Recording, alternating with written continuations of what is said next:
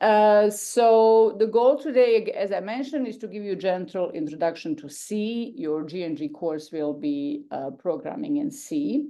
Before we do that, actually, I will show you where you can find your course, or in other words, where you will be able to find all of your courses during your first year. So I'm assuming most of you are just coming from most likely high school straight into university in September. And if you want to get comfortable with the system that we are using, where all your courses will be, I will just briefly show you where you can find it such that you feel comfortable about the process. The system is called Brightspace. Okay, so if you don't know how to find it, the easiest way is just to Google it. So it's called Brightspace, one word, and many universities are using it. So therefore you have to put the university name. So you can put U Ottawa. And when you click on that, the second link here, for me it's second, for you it may be different order, you will see something that says Virtual Campus Brightspace for students at University of Ottawa. So this is where you will find it. If you click on this link, you will get to this web page, and you will see here it says Virtual Campus Login Page. So when you click on that, it will take you to a place where you can log into the Brightspace system, where it's most likely that all of your courses will be there. For example, my course is already up. If I clicked on this, I'm already logged in, so it's just going to take me to my courses. But just to give you an example, what that looks like, I can go to all, and then I'm going to see all the courses that I taught in the past, but you should have all of your courses. And you may right now, don't panic if you don't see any of your courses, because depending on a professor, some of them may have it visible only at the beginning of September. So maybe they didn't make their courses yet visible, but just to show you what you should expect is something like this, where you're going to have all of your courses. So this is the course I'm teaching. It's going to be the Python version of this course. And typically, let me show you the one I did that I was teaching last year. All of your material should be there, from the lectures to the assignments, to you submitting your assignments, to seeing your grades, and so on. So for example, this is what it looked like in case of my course. All the lab material, lectures, everything was there. For the lectures, for example, it was material that we studied. I record my lectures. Maybe your professors don't, most of them don't anymore, not after COVID and so on. So the first thing was just to get you familiar with Brightspace, or get yourself familiar for Brightspace, because once the semester starts, you will know where to find things and how to stay informed. For example, there is a way for professors to communicate with you through Brightspace by making announcements. So through the course, if you are in a particular course, you can click on announcements. And for example, here were some announcements that I made last year. Okay, so that is what I wanted to show you about the administration of the courses and where you can find them. So again, the system is called Brightspace, and you can find it by typing Brightspace and then University of Ottawa. All right. So let's now move to the material that we're going to study. So your course is probably, most of you that are here are, I'm guessing, in computer engineering program. Maybe some of you are in electrical engineering, I'm not sure. And for that reason, you probably chose to study, to take this programming, first semester programming course in C. And there's a good reason for that. If you study in computer engineering, you are in many ways, you are working close to hardware, and C is one of the best programming languages to drive that hardware. If you can think about, some programs that need to be fast and reactive and move things like robots or car or real life or controllers in a real time, the C is one of the best languages. Well, basically probably the best language for that. So that's probably why you are in this course rather than some other programming languages, where the language is itself a little bit slower in comparison to C. All right. So let's see. So the goal today will be to really do simple things. So you can write your first C program, you can run it, and learn some basic concept in C programming. Basically, you can then start playing with it if you like yourself and write simple things before even semester starts, so you get comfortable with what to expect. All right, so let's write our first program. So to begin with, we are going to write a program the way it's typically done and the way I'm expecting that you will be doing it in class. But just to enable all of you to code with me. So if you like, I encourage you that you program together with me. Typically, that would require that you install C. So this, depending on your machine, depending on an operating system, it can be cumbersome, and for many of you, it may not work. Just to not waste the time and not be frustrated, what we're going to do today, we're going to use a web version of C. Basically, I'm going to show you a place on the web where we can type C program and run it. But that's not typically how you run C. In many ways, it defeats the purpose of C, because you really want to run it locally on your machine, close to, especially if you want to run some hardware of your machine, run programs to drive your hardware.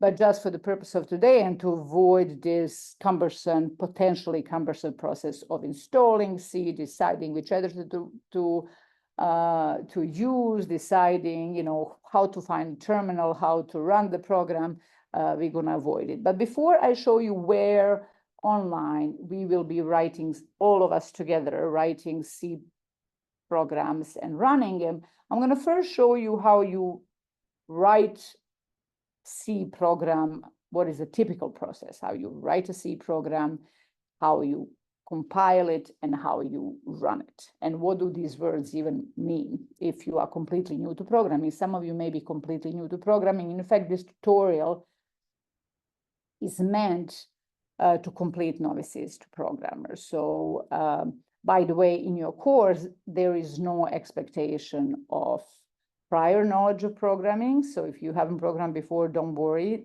Your professors will not assume prior knowledge. In fact, they won't even assume prior knowledge from this workshop, from this tutorial. But again, it's kind of easier if you know a little bit, if you start getting comfortable and confident that you are able to do it, and all of you can do this. The pace may be faster than what you are used to in high school, but again, the prior knowledge of C and programming is not assumed in this course that you will be taking. All right, so what is the typical process of writing and running a C program? First of all, the word itself, we were saying, oh, we need to write a program. So to write a program, just like to write an email or anything else, you need an editor. It's just it's a program that allows you to type in something, text, like I just did here. I was typing you some message on this, and this, in fact, the window open is a particular editor that I use. It does not matter which editor you use. And again, today, don't look for editors right now. This is just going to be my first example, and then we're going to jump on the web. All right, so you need an editor to type your code, okay, and to save your code.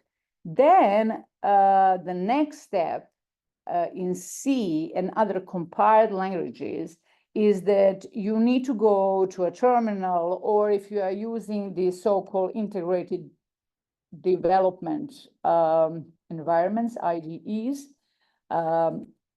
there will be a place where you'll need to compile your code. I'm going to tell you what that means. And then after compiling the code, you can run it. Okay, so in editor like this, we're going to write the code. Then we're going to, in some place, we're going to compile the code. Once you compile the code, you can run it. What does that mean? So C is a compiled language, meaning that once you write your code, you cannot immediately run it. You need to first compile it, which means this is a process that checks for the mistakes. If there is no mistakes, this compilation process produces an executable file. So it's then that particular executable file that you can run. This is unlike interpreted language as Python, which basically starts running the program immediately without checking all the lines first and converting them into executable file. It doesn't create a separate file. It executes a line of code on the fly one by one. So that is a property of interpreted language. C is compiled language. Okay, there seemed to be a question. Yes. You can pose the questions in a Q&A, and right now there is a question from time to time. I'm going to look at the questions. I ran a similar session yesterday for Python, and later on when I look at the recording, I realized that the questions are only visible to me and not to you. So, you know, right now I'm looking at the questions, so I'm not cuckoo. I'm just looking at the questions. So if you see me pausing, it's probably that I'm reading your questions. So the question asks, does the type of laptop matter? I have an HP laptop. It really doesn't matter. So I should have actually mentioned that this is one of the most common questions I get at the beginning of the semester. Students want to know what type of computer to buy. Any computer is really fine. But there is a but, as long as you are buying a proper computer, meaning it can be laptop, it can be desktop, but as long as it's running a proper operating system. So you don't want to buy something that looks like a computer, looks like a laptop, but it's actually running a mobile operating system such as iOS and Android. So buy a computer that is running, you know, computer operating systems such as Windows, Mac OS, or Linux even. So any of these, if you have a computer running proper operating system, that should be fine. If you still haven't bought your computer, I would really look at the how do you call this, the battery life. Most of the classrooms still, you will often be not often, probably all of the time, you will be in classroom without electricity plugs.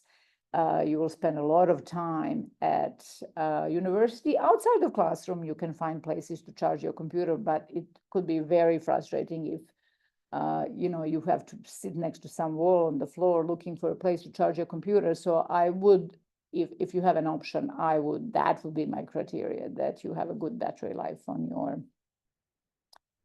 your computer. Okay, so that's answer to that question about the computer. All right, let me see. Okay, so to go back to what we were discussing, so writing and running the program ASCII is comprised of, I think, with 3 steps. You need an editor, a place to write your program, save it, change it. You need a compiler. You need to be able to compile that program. And if it doesn't have a mistake, it's going to produce an executable. And finally, you can run that executable. So let's see what that looks like. I'm going to write what is a traditional thing to do, which is to have your first program write hello world. So what we want is that when we create our first C program, we want to be able to, when we run it, compile it and run it, that it says hello world. So let's do that. So you may try, you know, to do, what would it look like if we were to guess what that looks like? So maybe you want to say, maybe you would want to write print. In fact, in C, the command, or rather the function that displays messages on the screen, it's called printf. Okay, so in colloquial speech, we often say a command for printing is printf, but you will see that in C programming language, in Python, these are called functions. So when you hear me saying functions, and we should start getting used to using the words that you're going to hear in your during your course, this is what colloquially you can think of as a command. Okay. So printf is a function for printing, and the way you use it, you type printf, then you open parentheses, close parentheses, and inside you put in the text you want printed. So maybe we can do hello world, exclamation mark, and so that looks like a C program. Okay, so in Python, actually, in Python, in fact, in Python, you don't even have this word f. If we did this in Python, this would be this would be a Python program. This would be a complete Python program. Even if we put back the f, because printf is a printing function in C, this is still, unfortunately, this is not a complete C program. What that means is that if you try to compile it or if you try to run it, it's not going to work. It's going to give you a mistake. And I can show you that actually. So I saved this program, or this one function that I'm thinking is a C program. I saved it in a file. You can see the name of the file on the top. It's my first C program. By the way, you should save this, and you can see on top of my file, it says my first C program.c. And you will be doing this throughout the semester. The files, with your editor, whatever editor you're going to be using, when you create your C program, that textual file creating your program, you should save it with extension C. Then your operating system knows what is in that file, and it's going to offer you proper editors for opening it, or editors at least that are familiar with C syntax. So it's going to use nice coloring and things like that. It doesn't matter which editor I'm using. This is in Mac called Aquamax, but don't worry about that. Again, today we're not going. Your professor is probably going to tell you, suggest you some editors, but today we're going to anyway move to the web version of C in a minute. So the way to compile, so this program, my first C program, is actually, it's here in this folder. And the way to compile it, the C compiler that I have is so-called GNU compiler. The way to call the compiler is GCC. And then you do name of the file that contains your C program. And this is how you would compile this program. But we should now get a mistake. You see, it says expecting function, butter, after function declaration, and so on and so on and so forth. By the way, even this one line is not correct in C, because every function call, every line, every function call or the command in C ends with a semicolon. So that was the first mistake that I have here. I don't have a semicolon, but then other things are, this is still not working. Other things will start failing. So this is not a complete C program. So here's how you get complete C program. First of all, every C program has to have a so-called main function. This compiler that you see here, that I called GCC compiling my program, the first thing it does is looks for a main function. And your code, and in particular today, most, if not all of your code, will have to go inside of that main function. So how do you create this main function? I'm just going to tell you how to do it. With time, you're going to understand what it does. But for now, just take it. All right, I want to do my coding, but somehow I have to put it in this main function. So how do you do that? What you have to do is type main, open parentheses, close parentheses, then you open curly brace, and you close curly brace, okay? So it's in between these curly braces that you will have to put your code. So your code, your C code goes here, okay? So in our case, it was this printf function, and this now looks like more like we are getting there, we're getting closer to the runnable version of a C program. So this is the syntax of main. Again, is you put a main, and then you put open parentheses, close parentheses, then you open curly brace and close curly brace, and all the code has to go in between these curly braces for now. Well, you have to add another thing in front of this main. You have to put an int. We're going to get to that, what that means if we do. But for now, you just take it that this is what is needed. Unfortunately, this is still not enough. We can try to run this program, but you see the number of mistakes, maybe you can see it better if I clear this clean. It's getting smaller, the number of mistakes. The compiler is now saying that it doesn't know what printf is. Okay, so in Python, in C, in order for C to know if some function already exists or not, you have to include a so-called library that contains the names of these functions. The way to do this is to put a hash, then words include, then this less than sign, then stdio.h, then the greater sign. So that's it, right? So this is basically means include a certain type of library. The name of that library is stdio.h. It contains standard input and output commands or functions in C, such that when you run a compiler, it will go to that library and see that this printf function actually exists, that somebody already coded it, so it's not going to complain. For now, these parts, the fact that you have to include stdio.h,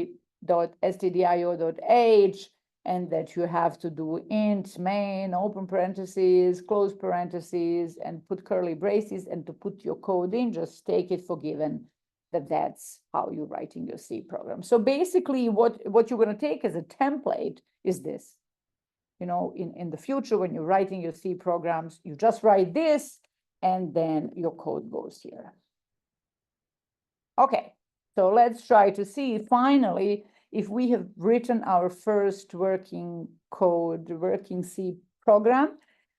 So first step again is you open an editor, write a program. We have that here, and I saved it in my first program.c. Then I open a terminal.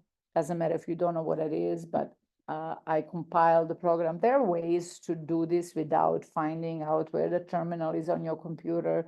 There are kind of integrated environments where you just can click on compile and it compiles it for you, but I'm running it manually. I think probably I don't know what you're going to do in GNG. I'm not teaching this course.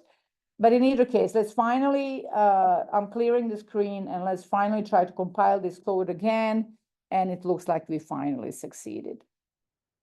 If you succeed in compiling, so no more mistakes, the C compiler produces executable file, unless you told the compiler to call it something else. That executable file is called a.out. So you see this command ls on the terminal, it lists you all the file in this folder. So I'm in a folder tutorial GNG, and it created this a.out file. That is executable file of C. We can now run it in here. Doesn't matter how I run it, because we're going to jump to web again, and you're going to see, and you're going to be able to do it yourself. But this is how you run that executable file. And as you can see, it prints hello world. It does not go to the new line, so I don't like that. The way to force C to move a cursor into the new line after printing is by putting this \n.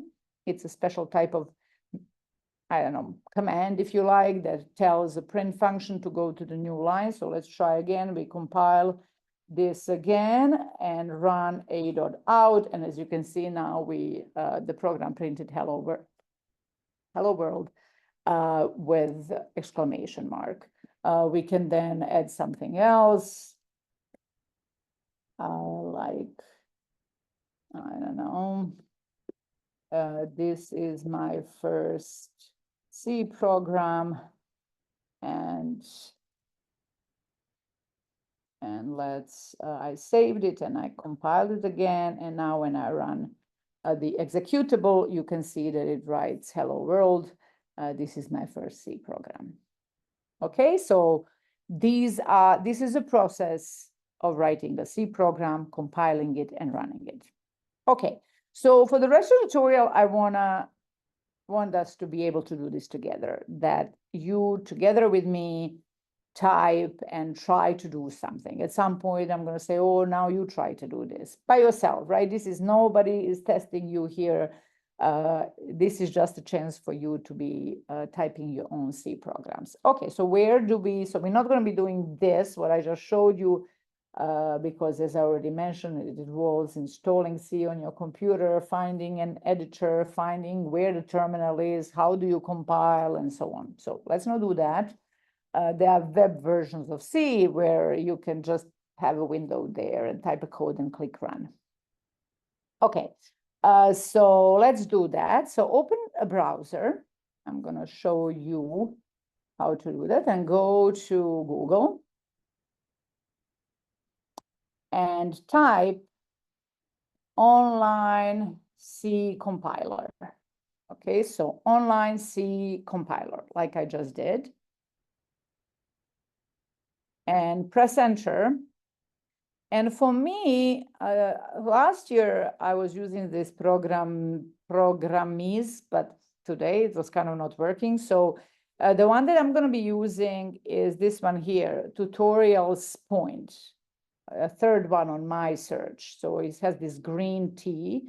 It's called Tutorials Point. So so online C compiler, and pick this one that is Tutorials Point. So if you click on it, a window like this opens. So on the left-hand side, it already is giving you an example of a C program. In fact, it's giving you exactly example of the C program that we just did, the Hello World program. And on the right, you can see here on the top that it says terminal. So that's where it's going to be displaying your result the same way when I was running it here on the terminal, that's where it was displaying the results. So this is a kind of simplified version. So let's see.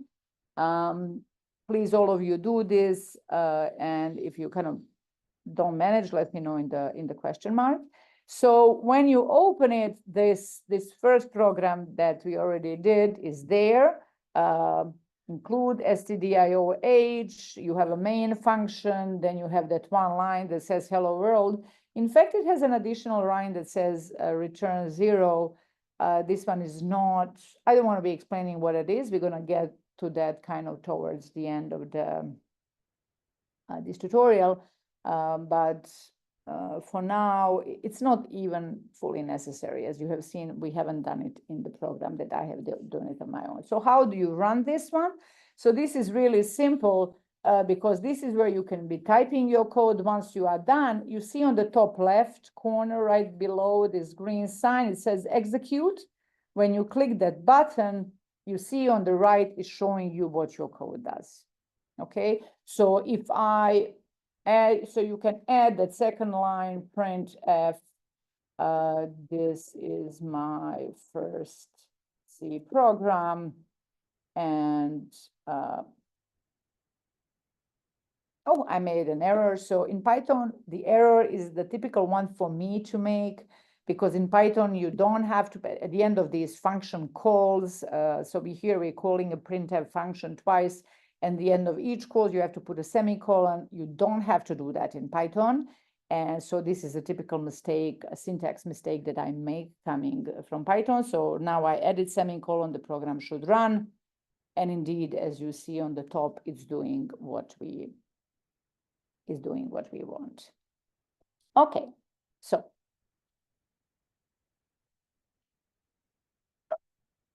So let me just first, something that you're going to encounter in Python all the time. Let's try to write two, not in Python, in C, sorry. Let's try to write two messages like we just did here. We do print F. This is the first line of my program. And then I do print F. This is the second. Or rather, let me do this. Instead of doing that, let me do hello world, actually, exclamation mark. And let's say I want to say that twice, like hello, I want to write it again. Okay, so if I gave you first trivial task is like your program should display message hello world twice. All right, so we write something like this. And of course, you put a semicolon. In my case, I already forgot it again. And then I run execute. Okay, so it does print it, but does something bother you about this code? Let's say I ask you to write it 4 times.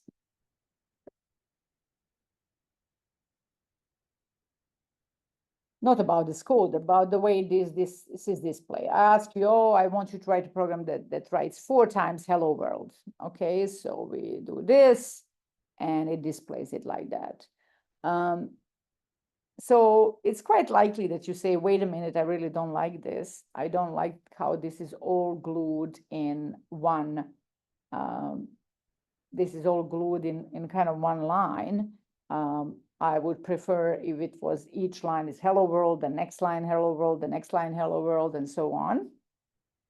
Okay, so the way to do that, to tell Python, so basically this is not Python, to tell C, or rather to tell printf function, to once it prints something, to tell it to go to a next line, you have to put this symbol. So actually it's called backslash.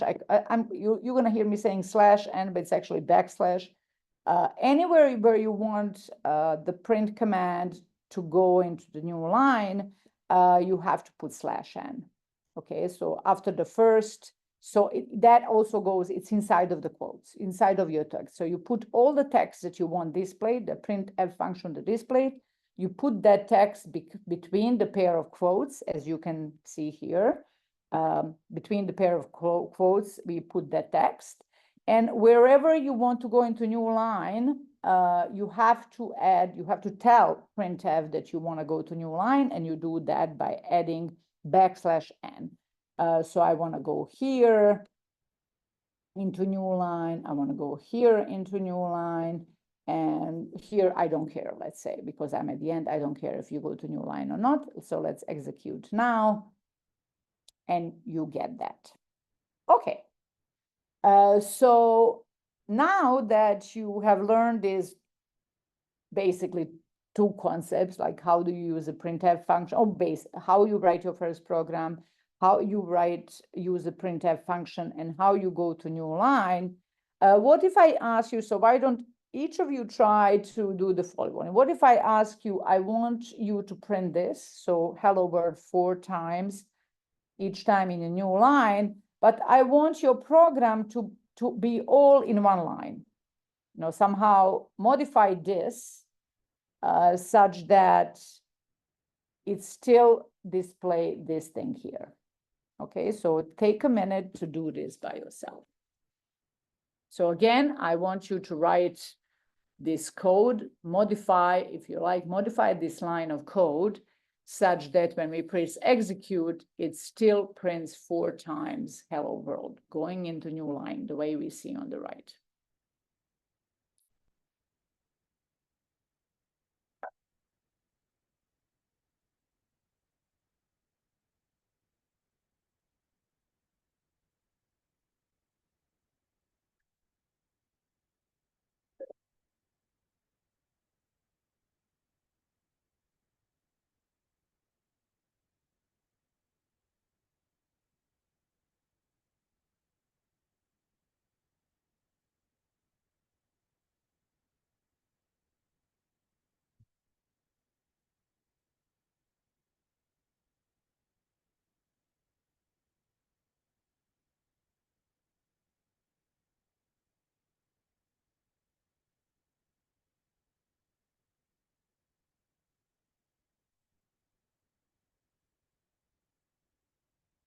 Okay, so I really hope you're doing it, or at least trying to do.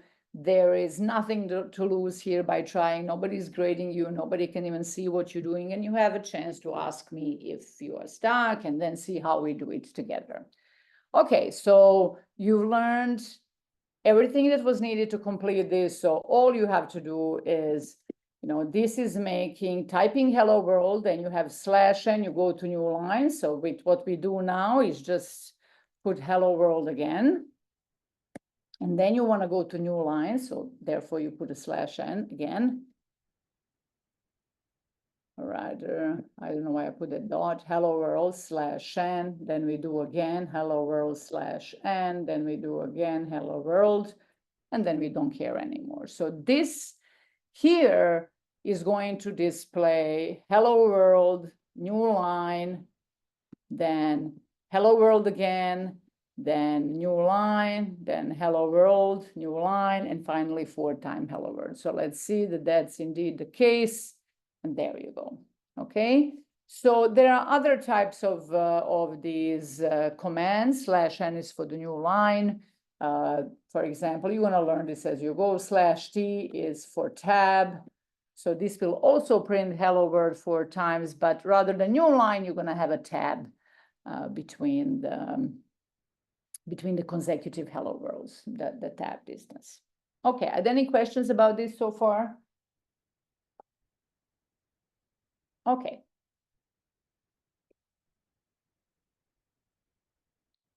All right, but normally the really,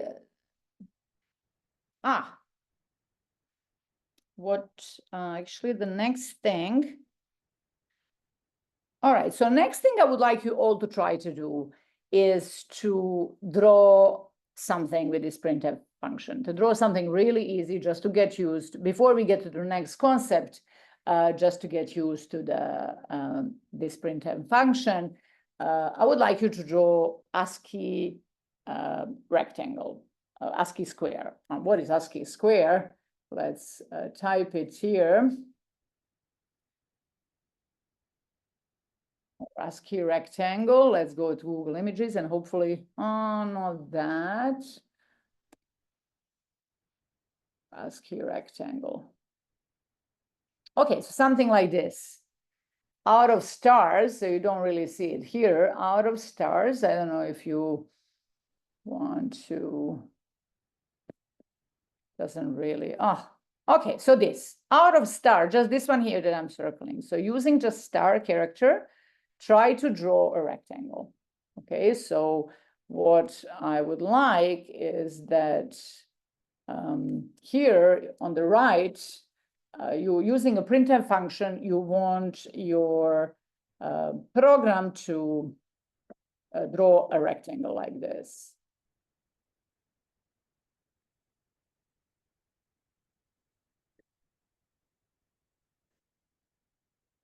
Something like that.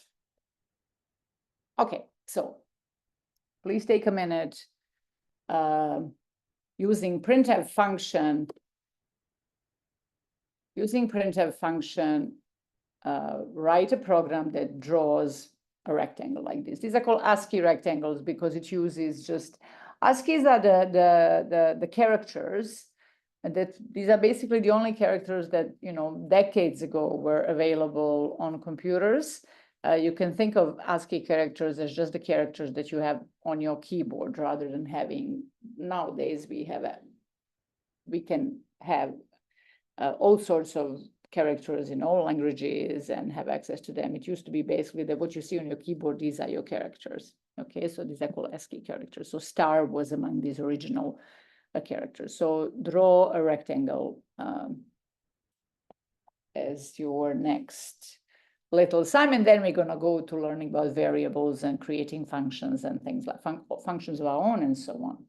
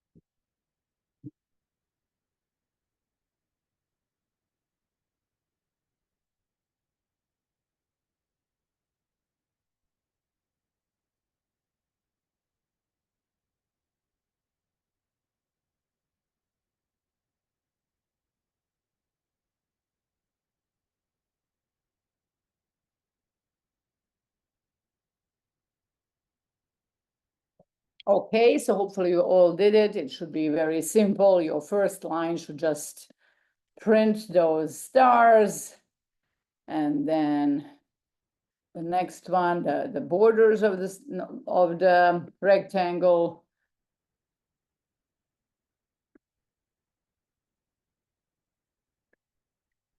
Then copy paste that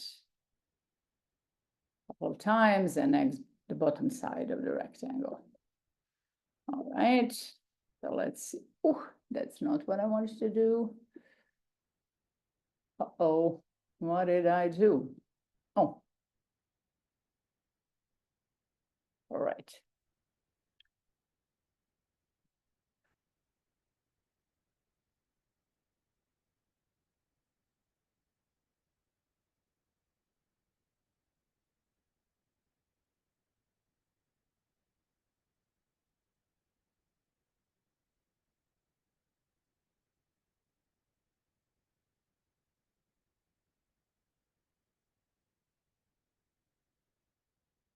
Okay, so this should now work. I hope that this online compiler didn't kick me out.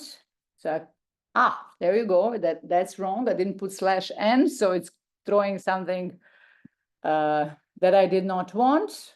So after the first line, I want to go to the new line. So I add \n, \n in each line, except in the new line. I don't care if we go to the new line, and this is our first trivial drawing. Okay, so now let's move to the next concept. Now that we learned printf function, you basically, if you want to use computer programs and have them compute anything, you won't be able to do that without variables. So for example, even something super easy, like let's say you want to write a program that computes area of a circle, rather a disk in the plane, you need to be able to store the information about what's the radius. To compute the area of a disk, you need a radius, therefore you will need somehow a variable that stores that information, what the radius is of the circles whose area you want to compute. So the way you use variables in C, basically you have to first of all decide what type of data will your variable hold. In particular, do you want, for example, at the beginning at least, you're going to think, okay, it's going to hold a number, especially in this example that we have of a radius. I want a variable that can hold a number, but then the next thing you have to ask yourself, at least in C, is it going to be a whole number, so rather an integer, or is it going to be, or can it be also a real number? Okay, so if you want to create a variable that will hold integers, this is how you do it in C. So you have to, this is so-called declaration for the variables. Again, you have to use a word int, and then you put the name of the variable. So you choose which name of the variable you want. So for example, if we want our program to have a variable called x, and we want this x to always be able to hold some integer, then this is how you create it in Python. Once you create, I keep on saying Python, so whenever I say Python, replace that by C. And so once you create the variable, you can assign the value to it. Because we said that this variable is only for integers, this would be a valid statement. Okay, so once you, let's see, sorry, I keep on doing something that I shouldn't be doing. Trying to save basically, so it goes, okay, so x, so we declare that x is going to be a variable containing an integer. We can create another one. We can assign, we can say x is 10, then we can create another variable y. We can say that y is equal, I don't know, 20 times x, and so on. Then maybe, so you do some computations. Maybe the next thing you want to do is Okay, maybe the next thing you want to do is print some variables that you have. Okay, so let's go back just to having one line. We have some variable x, and we say this is 10, and we want to print it. You may think that that the way to print a variable is just to, again, use printf and put x inside. Okay, so let's try to see what happens if we click execute. Okay, and we get a mistake. The reason we get a mistake is that, unfortunately, in C, printing a variable is not this simple. In Python, this is how you would print a variable. You would just put the name of the variable and it would print it.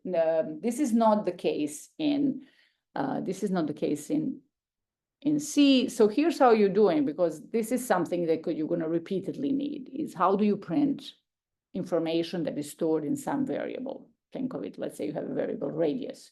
You want to print now, a circle with radius blah has area blah, something that you computed earlier. Okay, so here's how you print values in variables. So what you have to do is you have to, after doing printf opening parentheses, you have to open the quotes and close the quotes, or rather in between a pair of quotes. You have to put a placeholder, meaning you have to tell a print function what type of variable is coming. Okay, so for example, here's maybe what I want to do. Maybe I want to say variable x has value, and now you want to print that value x. So instead of putting x here, which we know didn't work, under the quotes, so under the quotes, you're going to put a placeholder where you want the value of the variable to go. Here's how you put the placeholder. You put %, and if your variable is an integer, in our case, x is an integer, then you put a d, okay? Then once you're done with your sentence, in our case, maybe you want to say, what we want this to print is variable s has value 10. That's what we want.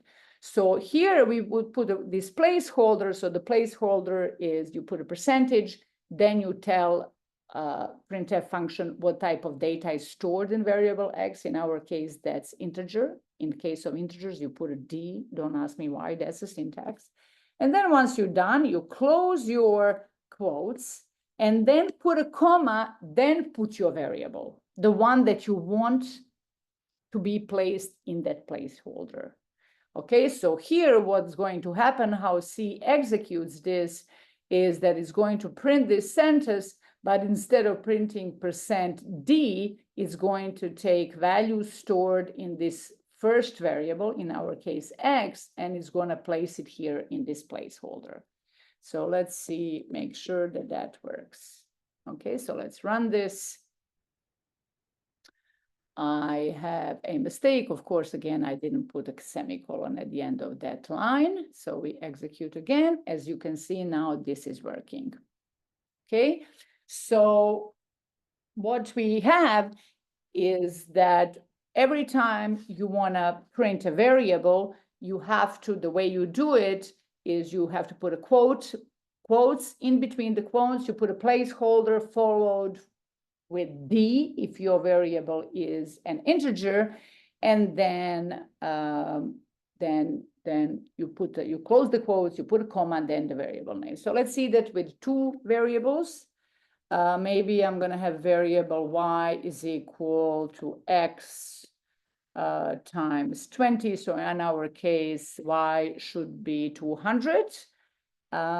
So in this case, we can say variable x has value d, or in other case, we can maybe change this now to display something like this. Let's say we want to print. So under quotes, again, is what you put, under quotes, you put the text that you want printed. So we do x is equal, then you put a placeholder for x. Maybe we go to new line, we do /n, then we do y is equal, then we put a placeholder for y, and this is another %, and y, we want y also, let's say, to be an integer. Then you close your quotes, And then you put the variable that you want printed, X and Y. So the first placeholder will be replaced with the value in the first variable, and the second placeholder, the second %D will be replaced with the value of Y. Okay, let's try to execute this.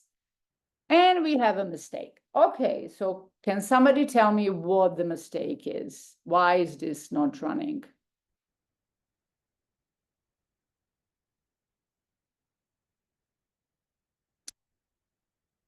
So one of the students is asking, how would you print multiple variables? Would the order of placeholders have to be the same as the order of int placed after the comma? Exactly, that's exactly right. So we actually see it in this example.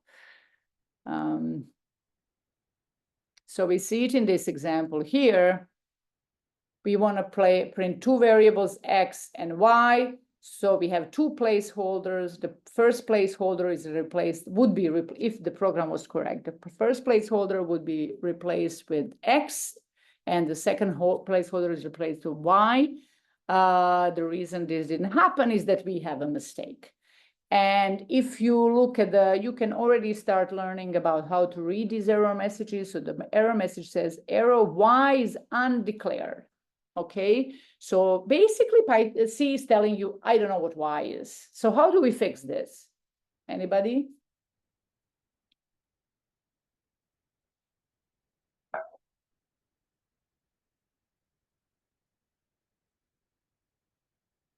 So again, remember that in C, before you can use a variable, you have to declare it. So this was that declaration. Here, it did not complain about X because we already told C that X is going to be a variable containing integers. But notice here that we never told C what Y is. So here we used Y before we declared it. We have to tell C, is Y going to be a variable that contains integers or something else? In our case, let's say just that we want Y to be containing an integer. And now when we execute, we're going to get the printout will contain what we want. Each placeholder will be replaced with variables, first one with X and second one with Y. Okay. So what about, the next natural question is, okay, this is how you create variables that will hold integers. And by the way, once you declare that the variable is going to hold an integer, you cannot change that. You cannot just in the middle of your program say, oh, actually now I want X to be 2.5.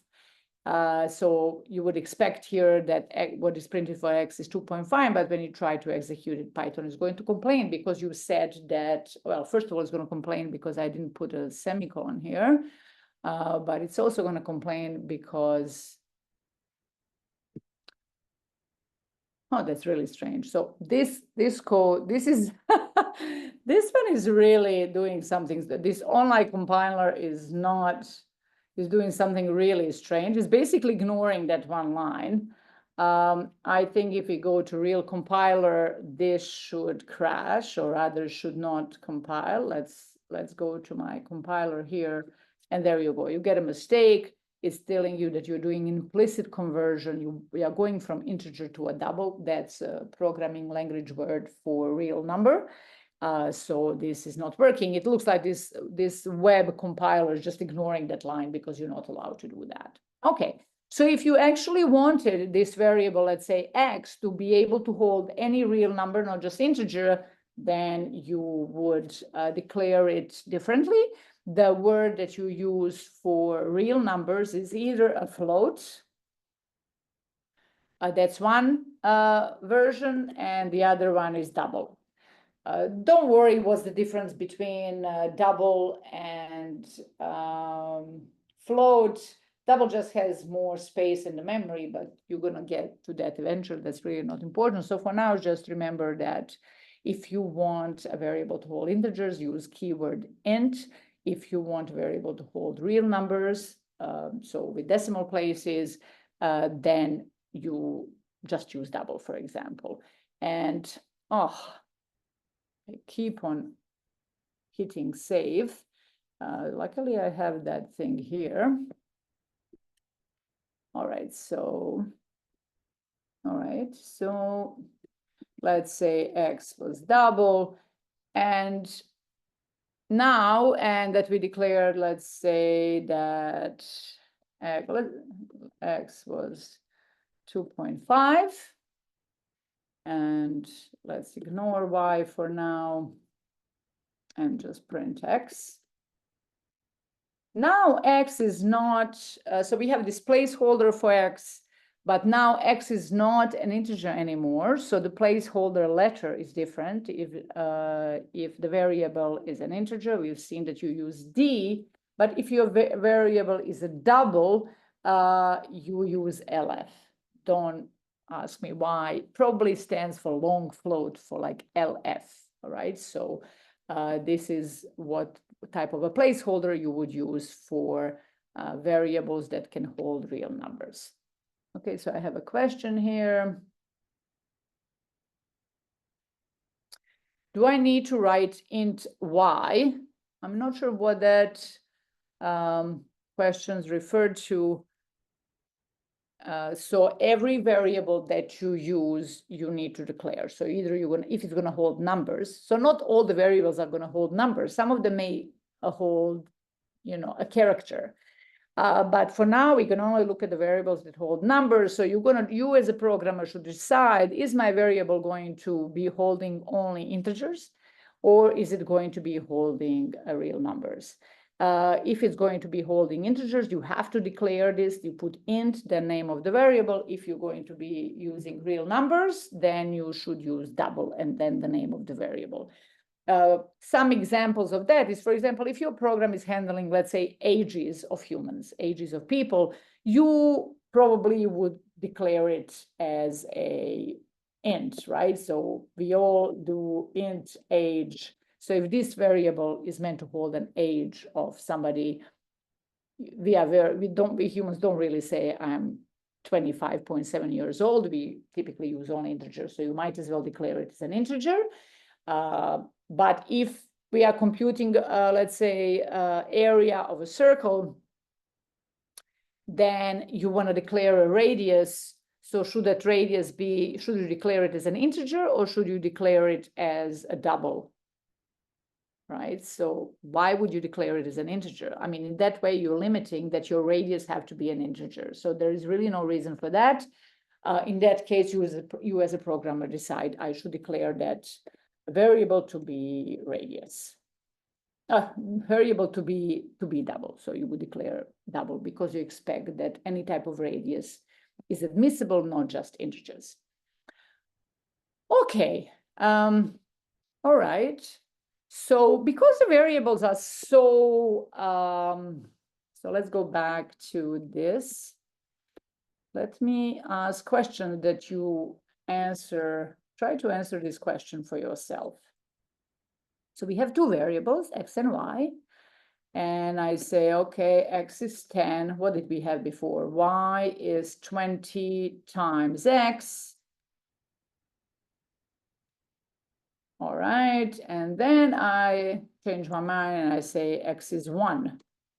And then I do, what do we have here? I print both of these variables. Y is equal. Y is equal, then placeholder, both of them are integers, so placeholder is d, then I want to print x and y. Okay, so maybe you want, so look at this code and try to answer for yourself, what does it print? So first x is 10, then we say that y is 20 times x, then we say x and y, x is 1, and then we print x and y.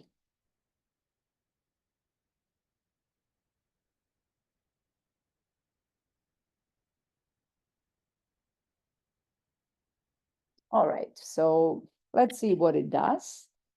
And let's, and even for those of you who are more familiar with programming and know the answer to this question, let's understand how these variables work. It's very important to have a correct kind of model of computation in your head when you start programming. And I'll show you a very nice web page that's going to be helpful for you throughout your semester, because it's kind of in C, understanding variables is memory is particular. I mean, all programming languages is critical, right? So it's going to be a good tool for you to see. So let's execute this. And we see that X is 1 and Y still stays 200. Okay, so for some of you, this may be obviously, why are you making a big deal of this? But well, let's look at this mathematically. If you haven't programmed before, mathematically, this doesn't actually make sense.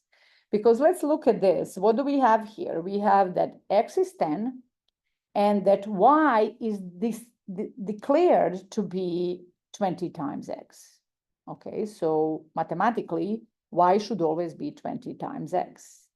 And so therefore, in mathematics, when we change X to be 1, then Y is declared to be 20 times X. So Y should be 20 times 1.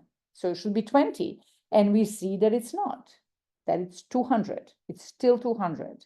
Okay, so things work a little bit differently than they do in math. So let's understand why, because you should really have a good, again, model of how this works and what variables mean in programming languages. So the way you should think of variables in programming languages is simply that each variable is a little bucket. So here we have two variables, X and Y, and in fact, they are little buckets.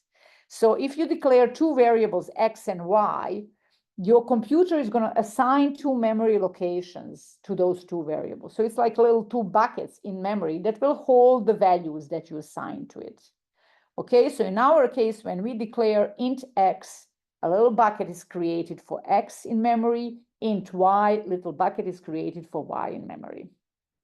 All right, then, so this is these two lines of code. Then we look at the next line of code. It says X is equal to 10. So here's the first thing, what that means. So here's a bucket called X. In programming languages, when you see the symbol equal, you in fact should not read equal. You should read that as assigned to.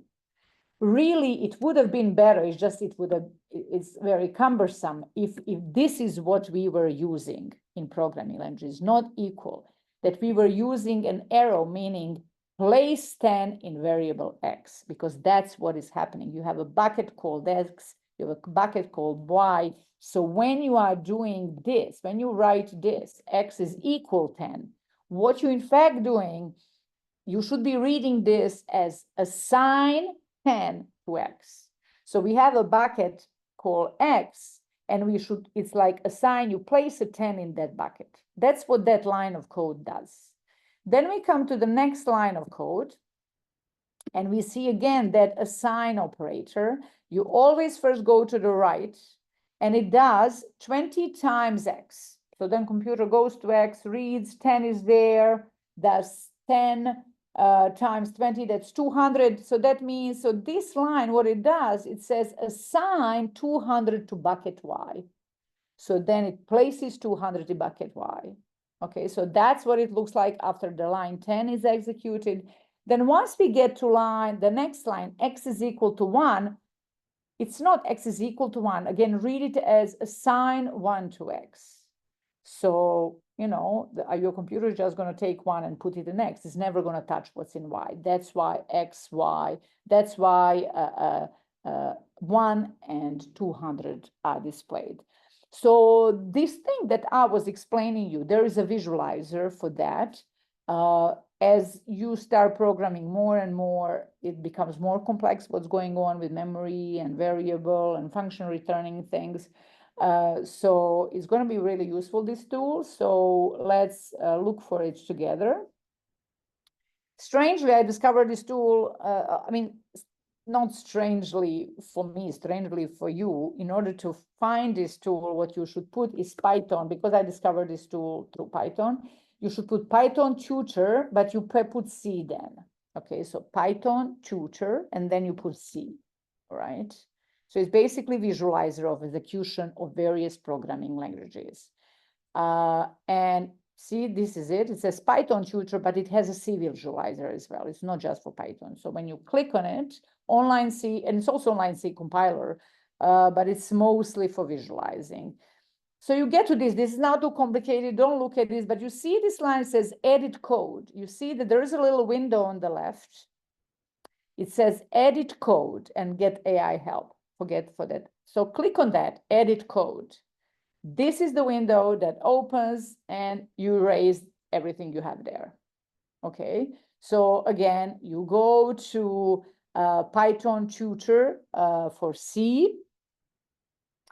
And in fact, actually forget about that. I think if you just go down here, you can just slide down here and write your code in there. So let's look at our code and let's copy paste what we have there to Python visualizer, to C visualizer. So here we have a C visualizer. So let's see, you're gonna now, when we press visualize, see on the bottom here, you have visualize execution. You're gonna see exactly what I was explaining with my hands. You're gonna see that visualize. All right, so let's understand how this visualizer works. You're gonna be needing it again to understand how functions are run and so on. All right, so you click on this, so you copy paste the code that we were writing in our other C program. You put your code there, or any code you want to understand how does it run. So this visualizer shows you how do programs run and what's happening in memory. So you click on visualize execution. All right, so on the right-hand side is where you're gonna be, where it's gonna be showing you what's happening in memory as you execute your code. So this red line here, okay, so it's telling you execution of every C program starts in main. So no matter what you put in your program, C, when you start running it, is going to look for the main function and it's going to start in main. No matter where in your text it is, it's going to find main and going to start execution there. So this red line is showing you what's going to be executed next. So it's telling you, I'm in line 1, I found main, this is where I'm going to start my execution. It also found 2 variables declare, X and Y, and here on the right-hand side, this is where I was telling you that it's showing you what's happening in memory, that for each variable, you basically get a bucket. I mean, it's indicated here, it's telling you this stack, this work stack here, just translate it to mean memory. That's what it means, a special type of memory called stack. Variable X gets its own bucket and it's an integer that is meant to go there. Right now, there's nothing there yet. We haven't executed those lines. Variable Y gets its own bucket. It's going to hold integer and based on declaration, and there's a question mark there because we haven't put anything in those. We haven't executed this line. So the next thing, so basically Python here in visualization side, it's already shown you this. These lines 3 and 4 are basically already executed. So we press next. You see there is a button next here. So it's going to execute the next line of code. So because it already created the 2 buckets, it goes to line 10, line 6. So when we press next, it's going to execute this line. Again, remember, this means assign 10 to X. So look at this here on the right-hand side. When I press next, you will see that the number 10 is assigned to that bucket X, bucket labeled with variable X. Now we go to the next line. So a red arrow is showing you what's the next line that's going to be executed. It's line 7. It does, first of all, it goes always to the right-hand side. It says, oh, you have to do 20 times X. What is value of X? So C goes to the memory, to the bucket labeled with X and finds 10 there. So it executes 20 times 10, that's 200, and then assigns 200 to Y. So you will see here that Y gets assigned 200. Now the next line of code, when we execute it, again, remember equal means assign. This says assign 1 to bucket X. And you will see here that this 10 will get changed to 1 when I press X. So we press X, we press next, and you'll see that X is changed to 1. Nobody touched Y. Nobody assigned anything to Y. So Y is still 200. Therefore, when we get to the print here, when we executed, here in output, you see that it prints X is 1 and Y is 200. Okay. All right. Are there questions about this? Okay. All right. So far we have learned about printf statement. We have learned about variables in C. The next logical thing that you will need is to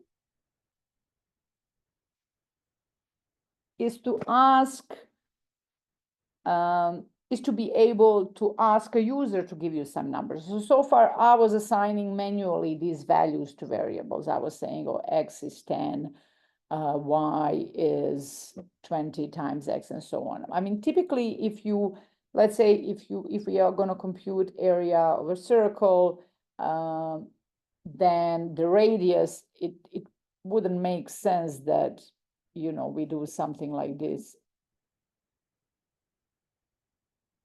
And then I manually do a radius is equal to 10.5. You would rather want a user of your program, and you press execute, that the user gives you. You ask it, what is the radius of a circle that you want area computed for, and then they enter their own value. All right. So how do you ask a user for? So let's say we want to write a program that you ask a user, give me a radius, and then your program displays the area of a circle with that radius. So first thing first, you have to pose the question. Okay, we know how to do that. That you do, you place a question using a printf statement. Okay, so we can ask something like,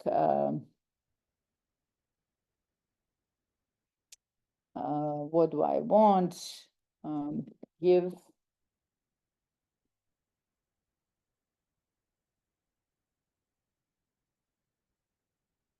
so a type.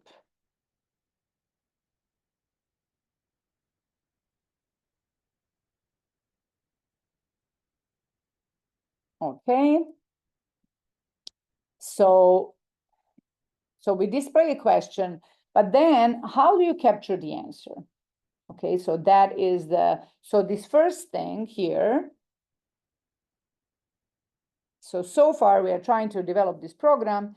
We managed to display the question. I mean, we can even make sure that the question is displayed properly, and there it is. Okay, so but we have to now be able to, not only the user should be able to enter the question, but we should be able to capture that answer, and then of course we want to store it in the variable. Okay, so the function that is used for capturing the answer in C is called scanf. Okay, so we want to capture the value for the radius, and you would hope that it's something like this, that this is going to capture the answer, but as you may already be guessing, in C things are a little bit more complicated.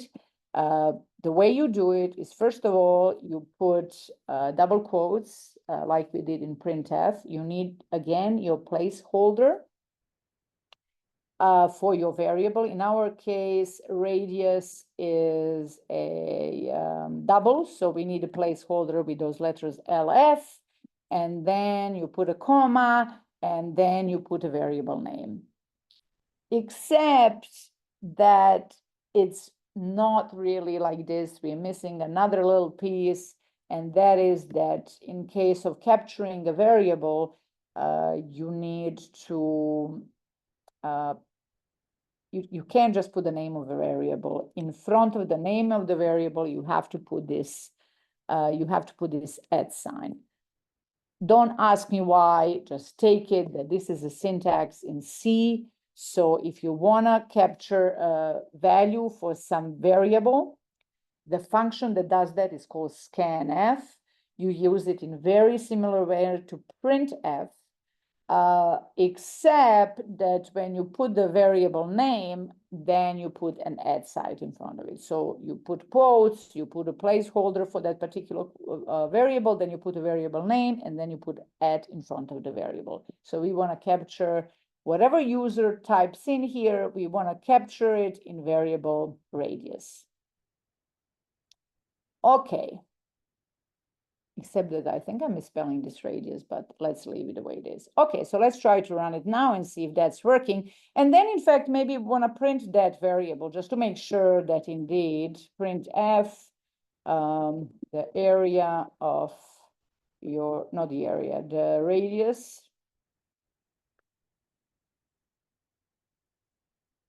is, and then we put a placeholder, and then we print this radius. So let's make sure that we capture the value user entered correctly. So let's execute this, enter the radius, let's say 10, oh, not there. It's here, 10.5.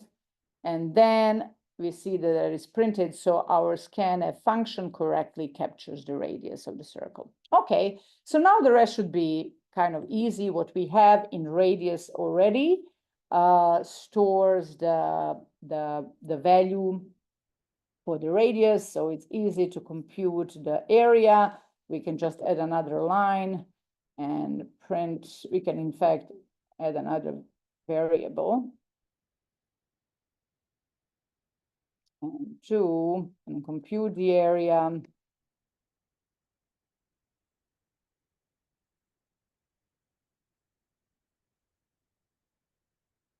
Let's simplify, just put 3.14, and then we print a statement about the area of your circle.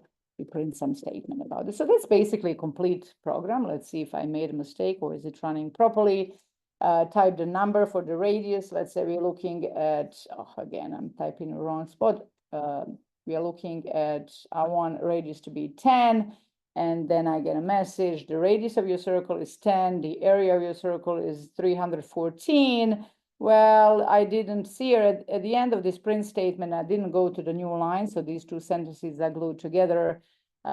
We can fix that by putting \n, as we have learned already. So let's say this time I type 5 for the radius, and then we get the radius of the circle is 5, and the area of the circle 78.5. Okay, so that's kind of a complete program where we learn how to capture values in C.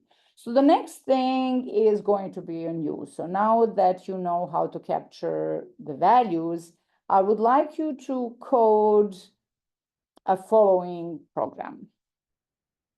First of all, do you have questions about this? So printf is both printing sentences as well as the values in the variables, and scanf is for capturing the values. Okay, so what I would like you to do by yourself is remember that, you know, maybe half an hour ago or so, I asked you to draw a rectangle with stars. Okay, so it was something like this. So this time, is the same thing, except that I don't want you to draw it with stars. Instead, I want you to ask the user to give you a single-digit number, and then whatever number they give you, I want you to draw a rectangle using that number. So instead of stars, so let's say user entered 7, and let's say, and then you would want, I want you to draw a rectangle. Instead of a star, it should be rectangle drawn like this. It would be drawn out by the number that the user entered, okay? So it was not, that means that it's not always going to be the same rectangle or so. If the user enters 0, instead of 7s, you're gonna have 0s. So what you want, now that you know how to capture the input from the user, you're going to ask them for a single-digit number, and once you capture that number, I want you to use printf statements the way we learned, so you draw the rectangle using that number. So the beginning would be something like this. So because it's, first of all, here you should decide your number. If it's a single digit number, then it's an integer, right? So you should decide, let's say I'm going to call that number x, that single number x, it should be an integer. Then you should send a message to the user, give me a single digit number. That's the message. And here you should capture that number that I entered.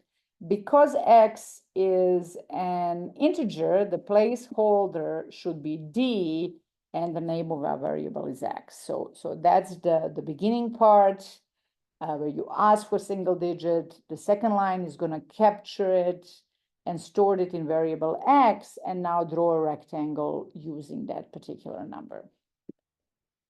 So why don't each of you try to do that by yourself?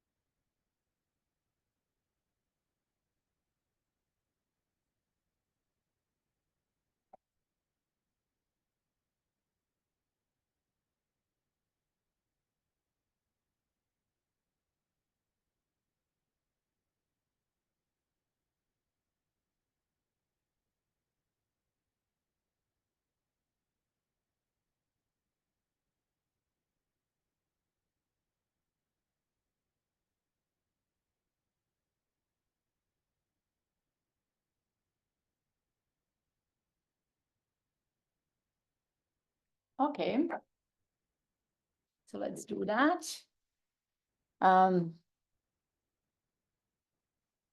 So what we want here in X, we have a letter that we want to display. So the first line, we should be displaying that, not a letter, a number several times. So we know how to do that, print F.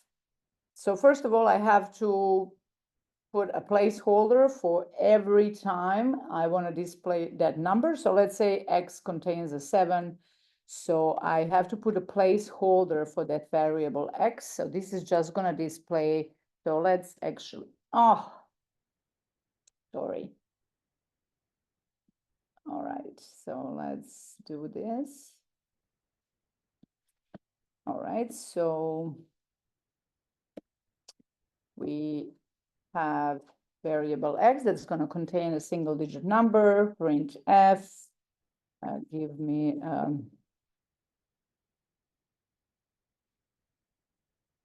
a single digit, and I put a placeholder for that.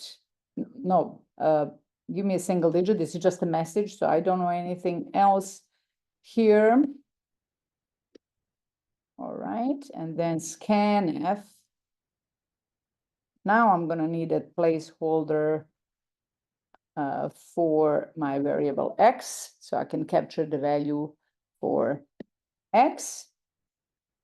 Okay, so now printf. So if I do this, it's going to just display that variable, that single digit number once. So let's say I enter 8.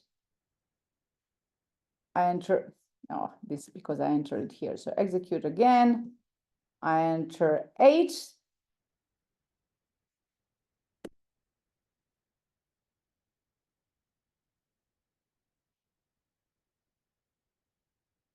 Oh, you see what happens. Segment fold is because I forgot in my rush. Remember in scanf, when you put a variable name in scanf, in the function that captures the values, you have to put an @ sign in front of it. Otherwise, you're going to get this terrible mistake called segmentation fault. It's a memory mistake. So now we fixed it. So when I press N8 here, oh my God, what is this one?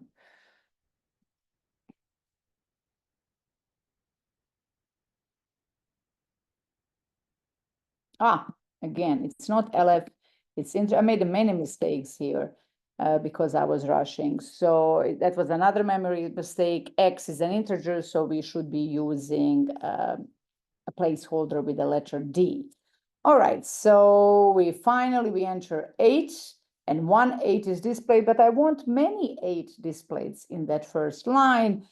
So the way I do that, I put X another time, but for that I need another placeholder with D.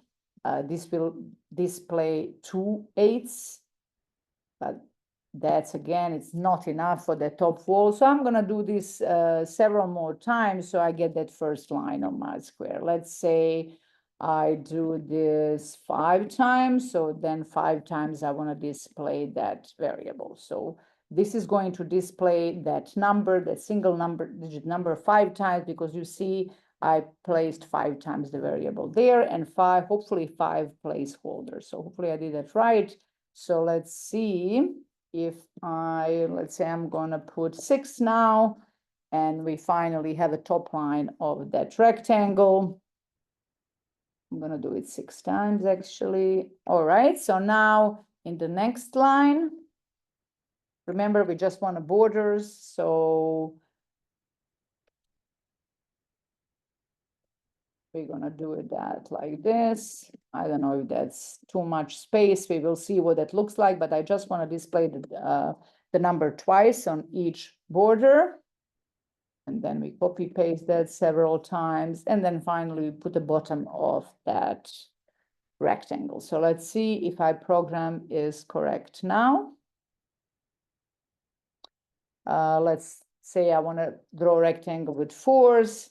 Okay, so mistake I already had before. I didn't go to the new lines. So in each of these printf functions, at the end, I want to do \n, so it goes to the new line.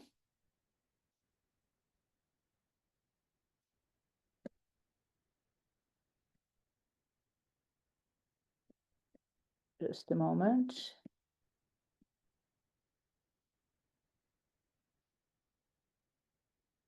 \n, \n. All right, let's see what it looks like now. I've left too much space, so let's make this a bit smaller. Maybe 1, 2, 3. 1, 2, 3.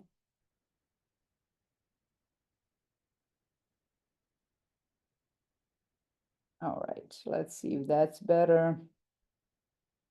Let's put a 3 here. All right, so 1 more space. Anyways, you have to fix the spacing because it doesn't match what you see on the left-hand side.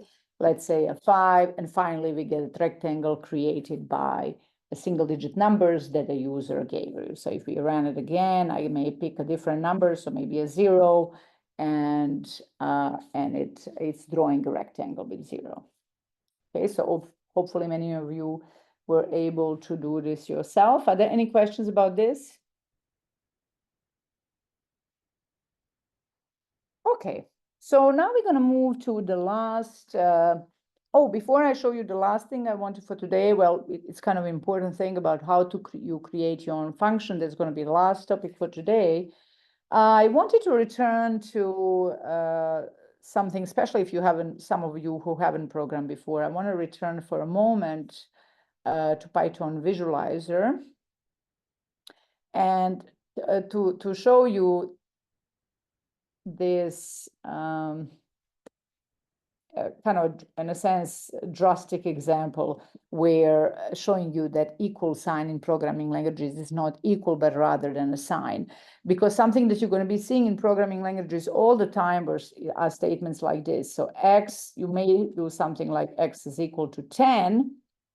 And then in your next line, you're going to have something like x is equal to x plus 1. Okay?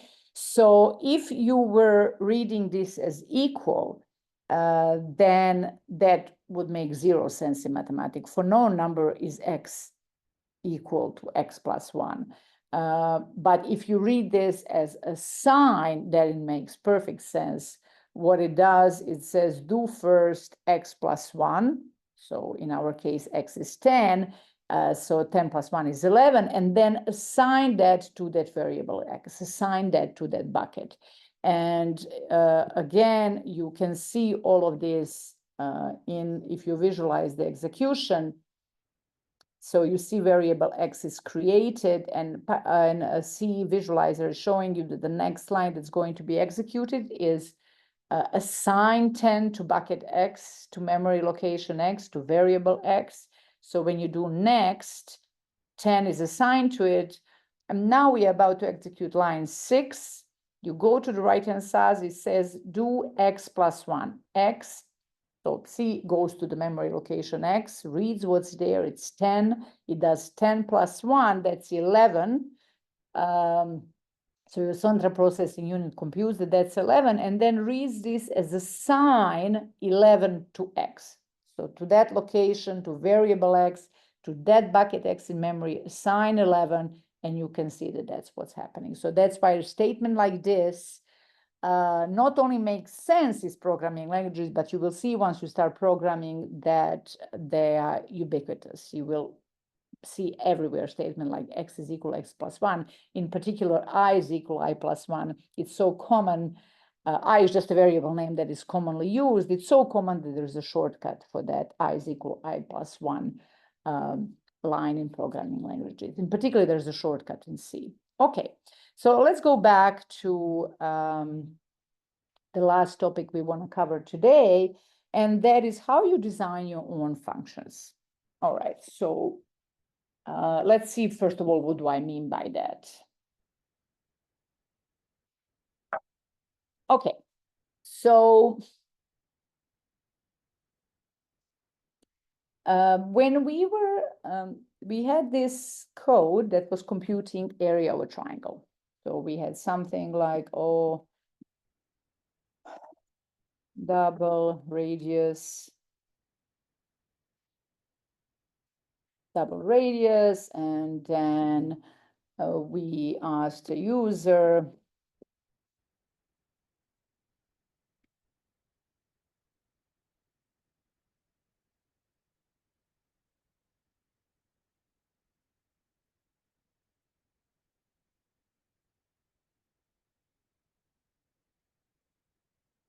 okay, then we capture that, scanf.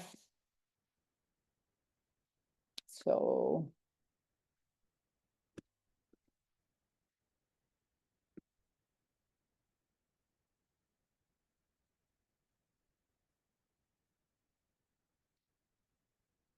here we captured, we need a placeholder. It was double, so we do LF placeholder. And then we compute an area. Also, I guess I need a variable to declare that. We computed the area is radius times 3.14, and then we displayed that. Okay.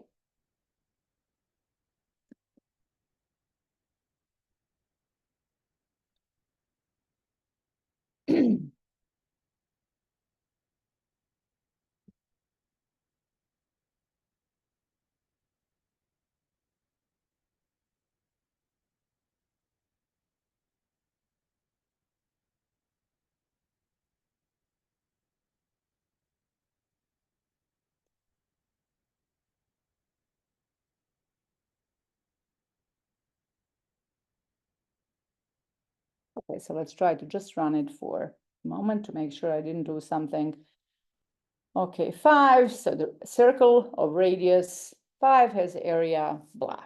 Okay. So often you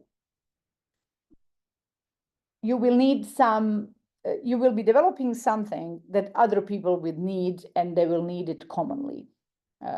For example, one example of that, there is a reason I was typing this in, you will see why. But for a moment, I'm going to take it out just so you can focus on what I'm trying to say here in the main.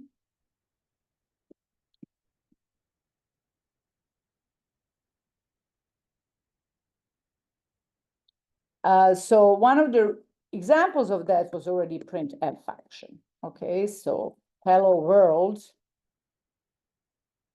is the first function that we used. Okay, but the reason we were able to use this function printf is because somebody else coded it before. You don't even know what the code is, right? So it is like black box. Somebody made a program, made it as a function, and then basically what you're doing here, you're calling that function. You're using somebody else's function. So you are able to use it even though you have no idea what the code is. You have never seen that code. That code is somewhere. That's why we included stdh, so C knows how to find that code and how to run it so it can display your message. Okay, so imagine, although this example is trivial, it's trivial for a reason because we want to be coding something very simple. Imagine that you know that your code that you wrote for computing area of a circle, that this is somehow very useful, that other people are going to need it. Okay, I mean, and people do need the area of a circle, but it's just so trivial that it's a funny, example to give. But imagine that that maybe you are writing some more elaborate thing for high schoolers or primary school students, and they will need a function that computes area of a circle. So what you would like is that you make a function, and the same way you were able to use printf, that in the same way they can use your area of a circle function. So in that case, it could look something like this. So maybe you as a programmer, you're going to decide, oh, I'm going to call my function area of a circle. You should give it reasonable names, right? So whoever coded print function of C decided that it should be called printf, maybe print function. I don't know why they decided to call it printf. So you as a programmer decide how you're going to call your function. And once you design it, maybe you would like whoever's using your code, they can use it. The way to use a function that somebody write is you first have to know what was the name of the function. Then you open parentheses, close parentheses. Then you need, does the function take any values? So here's what I mean by that. So suppose you develop your function already, and you tell me your function is called area, then underscore of underscore circle. Then I would already know that this is how I used your function. I put a function name, that's the name of your function. I open parentheses because all the function calls in C work like that. You put a function name, open parentheses, close parentheses. Inside of the parentheses, you need to give some values if the function takes values, okay? And when you as a programmer decide, does my function need any values? Does it need any information? In order to compute area of a circle, somebody has to give you the radius, right? So you need one value. That's the only value that you need. So therefore, whoever is using your area of a circle should send as part of input they should send you a number for the radius. So maybe I want area of a circle where the radius is 45. So inside of the parentheses, you are putting a value that the function needs. So you as a programmer decided my function is going to need one value, and that value is going to represent radius. Okay? The same way the print function, what you are doing here, you're making a call to print function. So it's the same thing. You're using a function name, printf, you open parentheses, close parentheses, you put a semicolon, and then inside of the parentheses, you send value that that print function needs. What is the value that print function needs? It's basically the text you want displayed. The text in programming languages, in fact, is called string, and it's always placed between the quotes. So that's why whatever you want displayed, you send it between the quotes. So to the print function, you're sending this string, so hello world between the quotes, that's string, that's a text that printf function expects, okay? So the call to printf function, inside of the parentheses, you send it a string. For your area of a circle, you want that a number be sent to you, either integer or a real number. You should be expecting both. So therefore, we're going to assume it's a double. So somebody using your function should give you a radius. So in this case, 45. And what your function should do is once it computes the area, so given this radius, in our case 45, once it computes a radius, your function should return that value. It should return what it computed. Okay, so because the function returns something, we should capture it in a variable. So remember, assign, we should assign that value to a variable, so we use it. And let's say we store it in, I don't know, result. We have a variable result. Area should be double, so we better declare that variable result to be a double. So somebody using a function should just call it. It should capture what the area is, and then it can display it. I don't know what I did it here. So then it should display. So I don't want to type this again. Don't get confused by this. So we want to just do this. The circle, or this circle has area. I guess we can also have the, yeah, ignore this. Okay. So far, if this function existed, this area of the circle, if you already designed it, this is how somebody could use it. Okay, let's say I'm really just interested in area of a circle where radius is, I don't know, let's say 45.7. Okay, the way I would use your function is, again, you put a function name, you open parentheses, close parentheses. In between, I send you a value for the radius.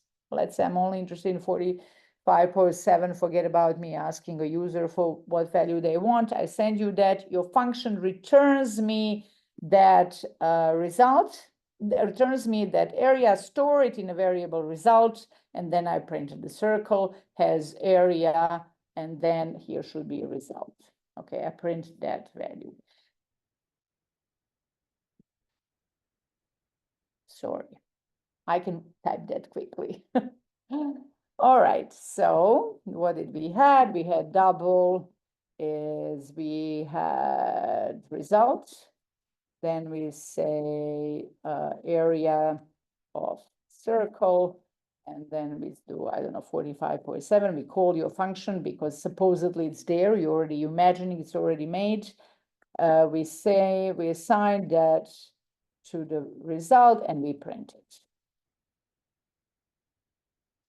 The area of this circle is, and then I put my placeholder, it should be LF because result is,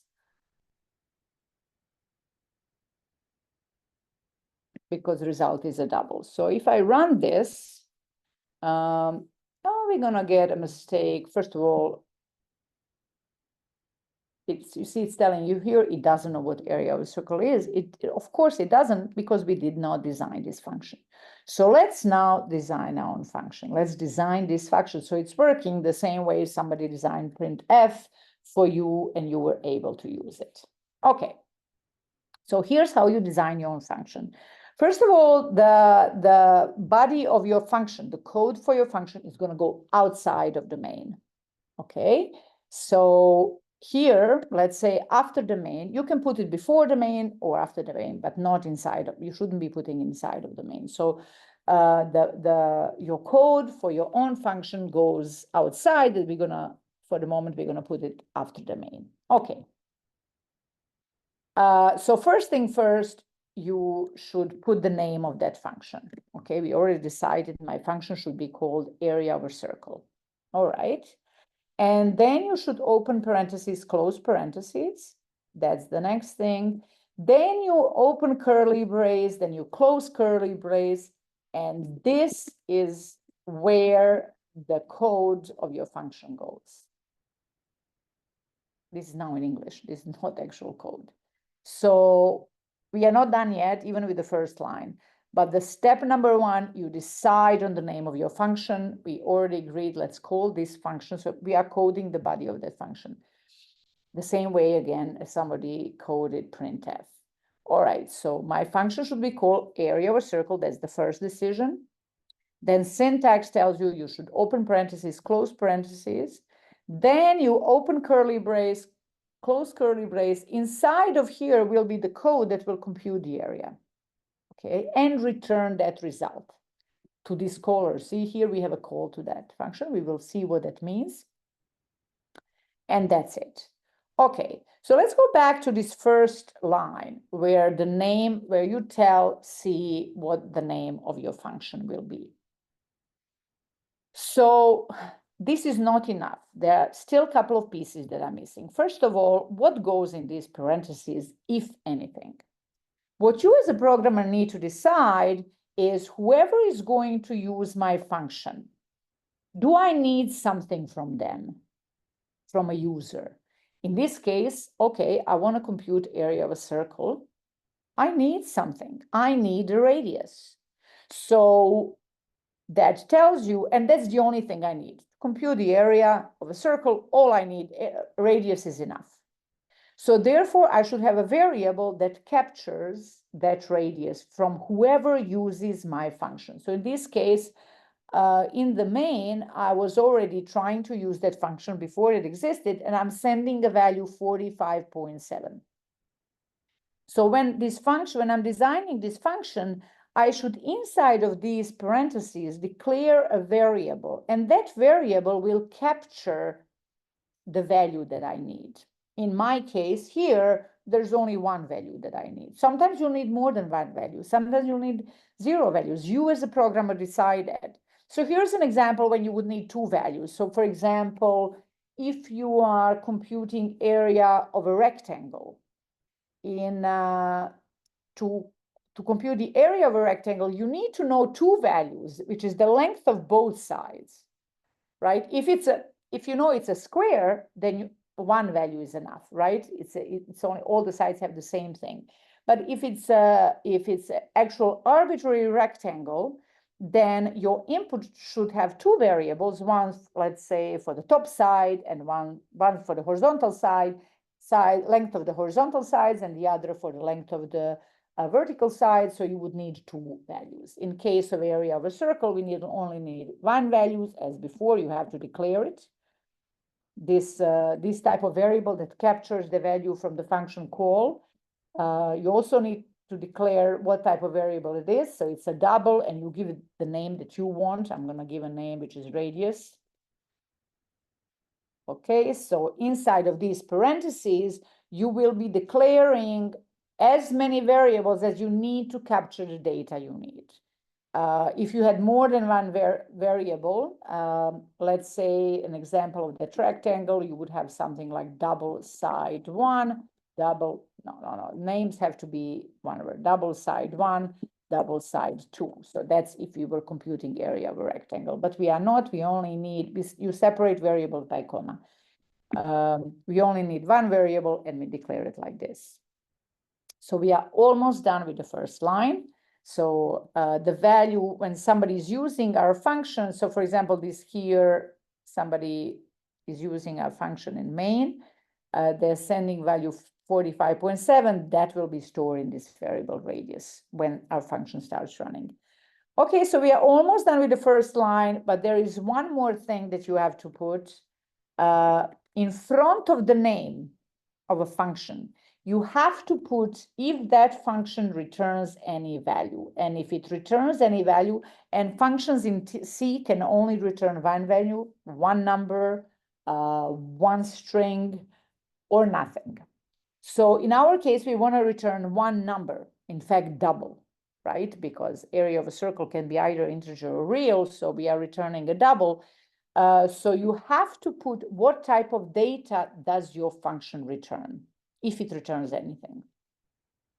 So in our case, it returns, we want to return a number. So, and what type of data is that? That's a double. Okay, so finally, we are done with the first line of our code. Okay, so we're just gonna save this in case I made that mistake again. All right, of getting out of this window. So finally, we are done with the first line of our function. The rest now actually is just the standard coding. You inside here, you're going to code how you're going to compute that area, and then you're going to return that value. Okay, so this first line is basically like a function declaration. It's called function header, that first line that I just explained. And inside of here, now we code what we know. Okay, so I want to compute the area. The radius is stored in this variable radius. So I do again radius times 3.14. Maybe I store that in variable area. Again, I have to, because inside of this function, I have this new variable that I need. I have to declare it. You can declare it. You should declare it inside of that function, because that's the only place I will need it. I mean, I will need that variable. The value I will return back. Once I compute this area, I say return area, okay? So in this line here, my function computes the radius. It stores it in variable area. And then my function, once it's all computed, should return that value. It should return what's stored in variables area, such that over here, that value is stored in the result. Okay, so this is us designing our own function such that anybody now can use it. The way to use it is you make a call. This is one call, for example. Okay, so let's execute this. Hopefully I didn't write too many codes, too many lines of code, because when you write too many, it's much easier to introduce mistakes. I have already mistakes and double area, previous implicit declaration area circle. The same way you declare the variables in Python. So let me see if this is going to fix my problem.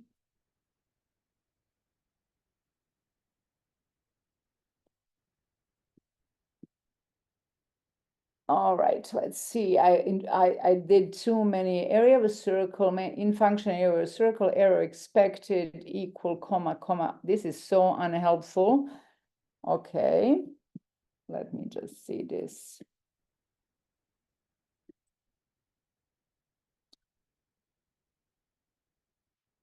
This is how you, let's see. First of all, in this declaration, I need this. All right, so now it is, please compile. Okay, I will explain this now, what I did.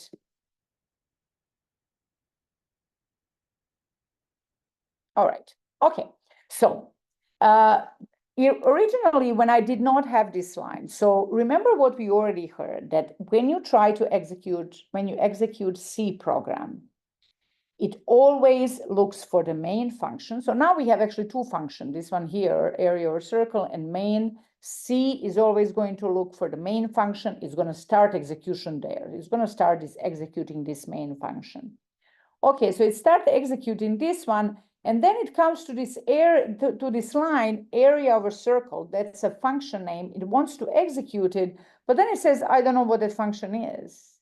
That's why you need to tell C, you need to declare that that function exists. One way to do this is to just copy this header of the function and put it before main, so then if it's before main, C will read this before running main, and it's going to say, oh, when it comes here, it's not going to complain. It's going to say this function exists. That's one way to fix this problem. And you see now it's working.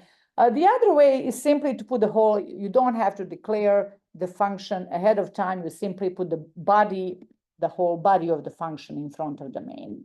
In that way, C will learn that this new function exists. So then when it comes to main, it's going to know this area of a circle function exists. It's not going to complain. So you see here when I press execute, even though I removed that, the second declaration, it's working. So what we did here, we designed our own function such that you can use it repeatedly. Anybody can use it by just performing a function call. For example, I can make another call to a different value. Let's say I want to compute area of a circle where radius is 7 and print that one next. This is not very informative here because I don't even, let's say the area of a circle.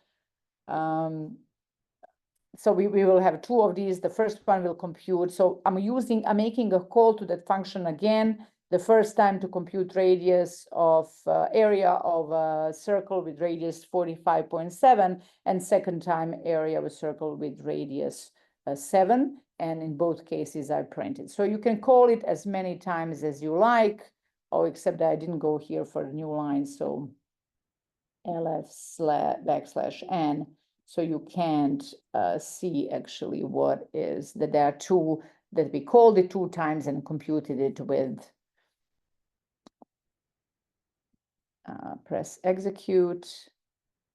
You see, so the first time this is area of a circle with 45.7 and second time with 7. So this thing here, important thing to distinguish, this is us coding our own function, and this here is calling the function, using the function. Okay, so for the last thing I want to show you is we want to go back to Python Visualizer to understand how this function call actually run. And then I'm going to give you a couple of functions to code that you can do after we finish this presentation. So let's copy paste this into Python, into a C visualizer. I'm going to copy paste this code. I'm going to remove the second call just so we can learn how these programs, it's very important to understand how these programs run because then you're going to be able to know what you're doing and fix your mistakes. So let's see how C executes these programs. So we're going to do this by pressing visualize execution in this C visualizer. You will see that C will start running this program in the main, in line 10. So remember, when executing C program, C looks for main and starts execution in main. So let's start to understand how is this program, how does it run? And that's going to be the last thing for today. Well, in addition to me giving you a couple of functions to code for yourself, because throughout the semester, you're going to be coding the functions, right? So you're going to be designing these functions such that you can repeatedly use them, or somebody else can repeatedly use them. Okay, so let's visualize execution. All right, so remember, red line in this visualizer is showing you what is the next line that's going to be executed. So C found the main and is telling you I'm starting in the main. So I'm going to execute line 11. It realizes, in fact, already that I declared that in the main, there is one variable, which is result. Therefore, it creates in the memory, it assigns a memory bucket to variable result, that it knows that at some point, some double value will be stored there. So when we press next, we go to the next line of the code. So notice now what is happening. So here on the right-hand side, the visualizer is telling you that the main is running. You see here this blue box, and it's telling you the name of the blue box is main. So main is running. So now in this line 14, we are about to execute the line 14. On the right-hand side of this assignment of equal or assignment operator, you have a function call. So rather the function main running, now your function, the one you design, area over circle, is going to start running. So main is going to pause because it needs to wait for your function to run. So what you're going to see on the right-hand side when I press next is that the new blue square is going to appear in this visualizer, indicating that area over circle function starts running and main is paused. In that process, when my function starts running, when our function area over circle starts running, value 45.7 is sent to variable radius of this function. So let's click next and see that. So there you go. Now you see that there are two functions shown on the right in the memory. There is main, and main is kind of now it's white, indicating it's pausing, it's waiting. The function that is actually running is area over circle, and value 45.7 should be assigned to the radius. Okay, so when I press next, this value 45.7 is assigned to the radius because this is what the call sent to that variable. So our function area over circle has two variables. One is the radius, the one that captures the value, and the other one is the one that I just declared inside of the function, which is a variable area. Right now, nothing is stored there because we haven't executed line 6 of my function. All right. Now line 6 is about to execute it. It does radius times 3.14. What's stored in radius is 45.7. So it's going to do 45.7 times 45.7 times 3 times 14. And it's going to store that value in variable area. So right now, that value is 6,000, whatever. Okay. So we are now about to execute line 7. Okay. Line 7 says return this return area. That means return the value that is stored in the area. So what you're going to do when I see next, when I press next, what is going to happen is that value 6557.86 will be returned to the caller. Remember, main, in the main, in line 14, that's where we call that function. So that value is going to be returned and stored here in the result. And my own function is just going to terminate and came to the end. So when I press next, you will see that this rectangle, area over circle, rectangle meaning just, this is just indicating that is the function running. It's going to disappear because that function is going to stop running. But this value, 6557.86, will be returned here, line 14, where the main was waiting, and that value will be assigned to variable result. We're going to see that here. So let me press next. Or rather next, because now it's at the end, line 8. As you can see, my function terminated, return the value 6557.86 and assigned it to variable result. Okay, so now line 14 of the main is done. We now print that value. It prints that area, and we are at the end of the main. And now you can see, actually, maybe you now understand that main just returns arbitrary value. That's how the functions run. I have a question. There is a question a student is asking, is there a limit to the size of the code you can use in the visualizer? That's a good question. I've been using it for years. I haven't encountered a limit. However, this doesn't tell you much because I don't usually put a huge code, because usually I'm showing students how something is running, and I'm not going to put a huge code, otherwise it's going to take forever to show. But that's a good question. It's actually a good tool, not just to visualize and learn how programs are run, but also it's a good tool to debug your code because you can see what is placed in your variables, and rather than putting printf everywhere to figure out what's stored in your variables, you can actually see execution and what's placed in your variables in the visualizer. So good question, try, and I don't know if there is a limit. Okay.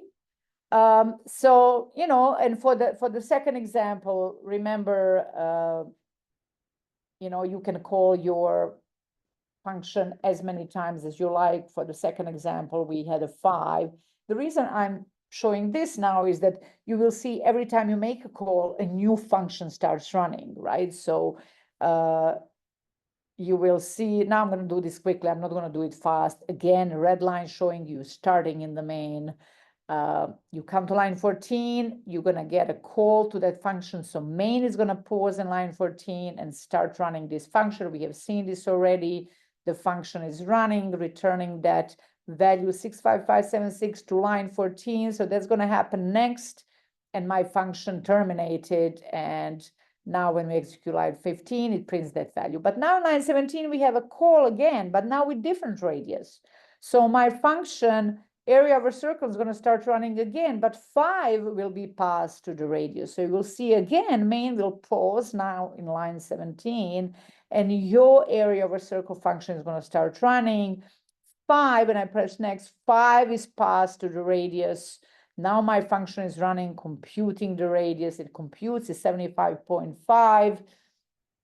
When I press next, it's now at the end. When I press next, my function is going to terminate again and return that value now.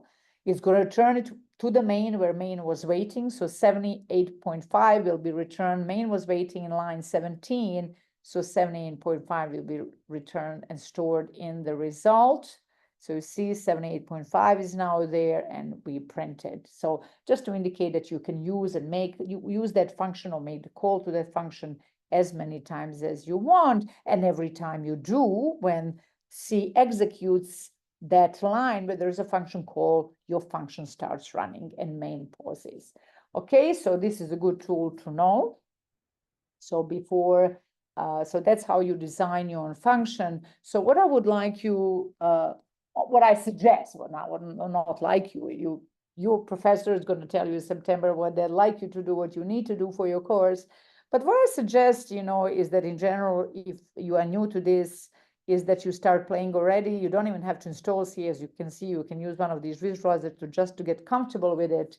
And because you're going to be designing these types of functions all the time, I suggest that when we finish this, when you find a time that you develop and use a couple of your own functions, I'm going to give you small examples of what that can be. So here's example of what I suggest you can do is you can, instead of doing area of a circle, you can do something that has more than one variable, more than one piece of data that you need. For example, maybe you want to compute area of a cone. So let's see, how do you compute area? This is a cone. So here the formula tells you that in order to compute area of a cone, you need a radius and you need a height, nothing else. So you need to know pi, radius, and height. And you also need how to compute square root. So maybe you'll have to Google how you compute square root. And you probably have to import math.h, so the math library, not import, include. The same way here we were including input and output functions, which was printf and scanf. You probably have to include math.h if you want to do use square root.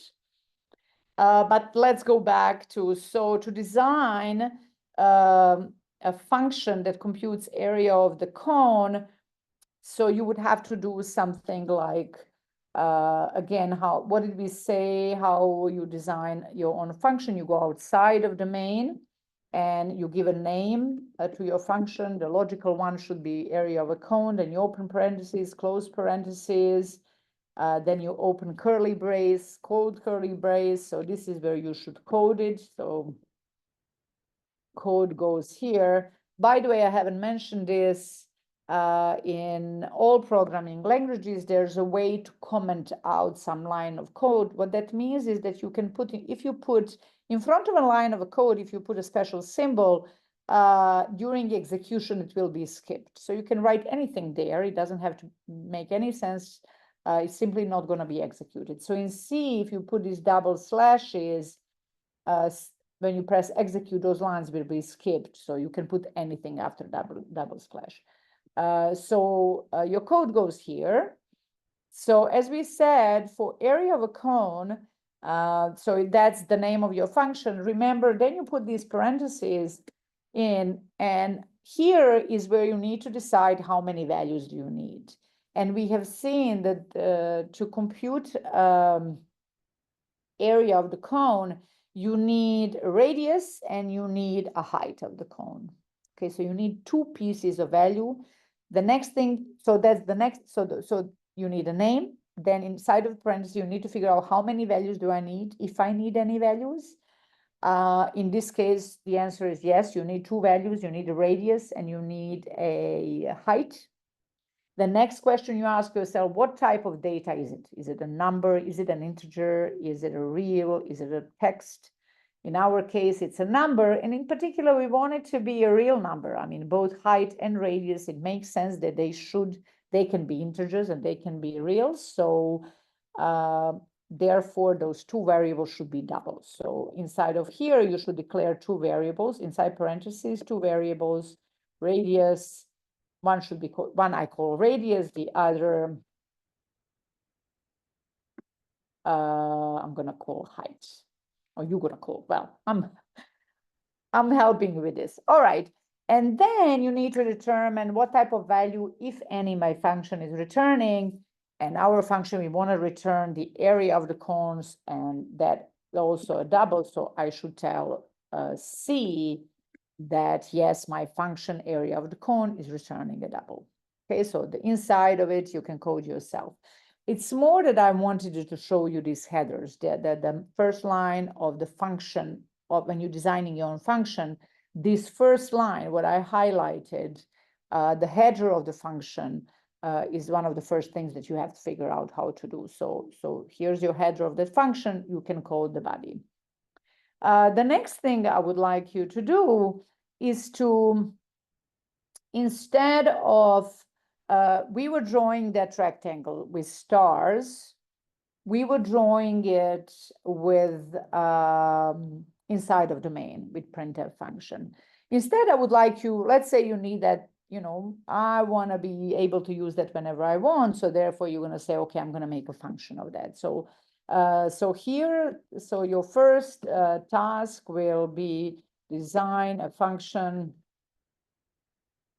that given radius and a height returns the area of the cone with that radius, area of that cone. Okay, whatever.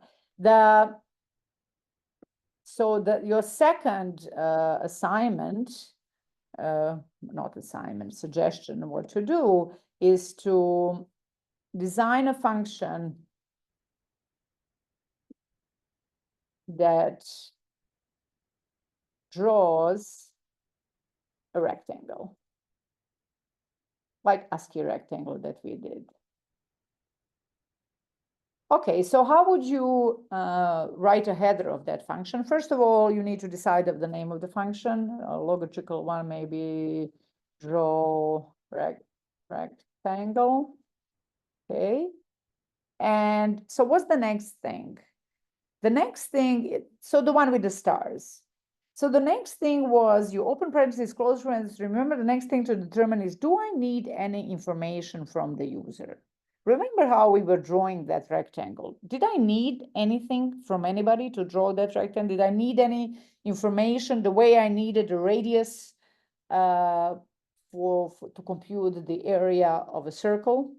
Do I need any information to draw that rectangle? Anybody?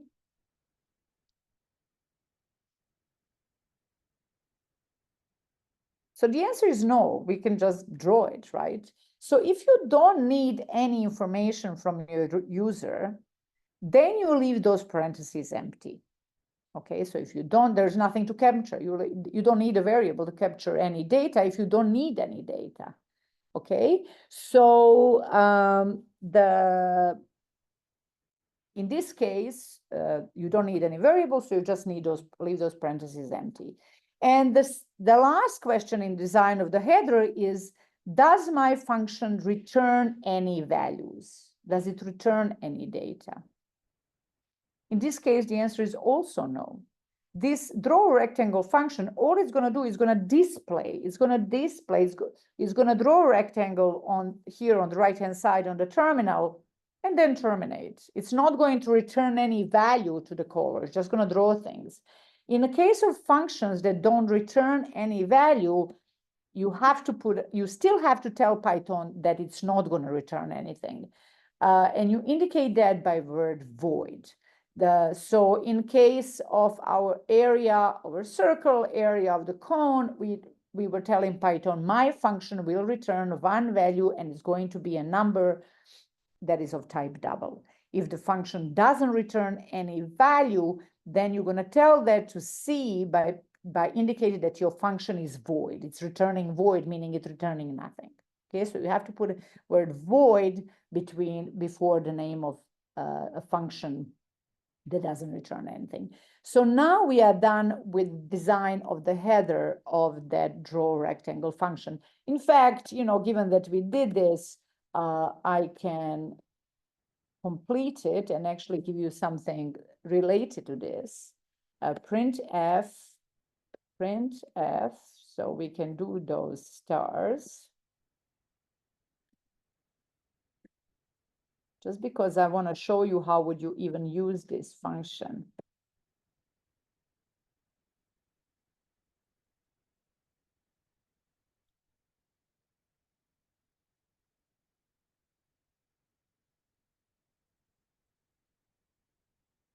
Okay, so this is the body of your function, is the same as what we did in the main. So in fact, now we designed the function that draws a rectangle. So let's here in the main see how would you use that function.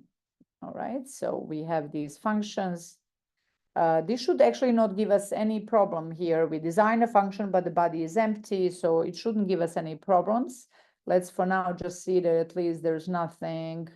Of course, I forgot. First of all, I forgot in this code for rectangles, I forgot all of these semicolons. I also forgot to go to the new line.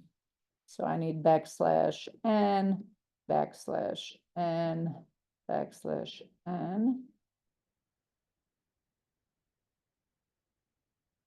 Okay, so let's try to execute this, but we did not call this. Okay, so it's not complaining.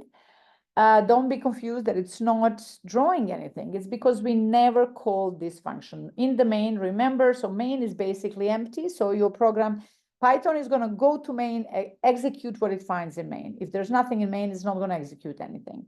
So how would you use a function like this? Draw a rectangle. Okay, so how did we use function before? Area of circle. When you want to use a function, you just put the function name, you open parentheses and send any value if needed.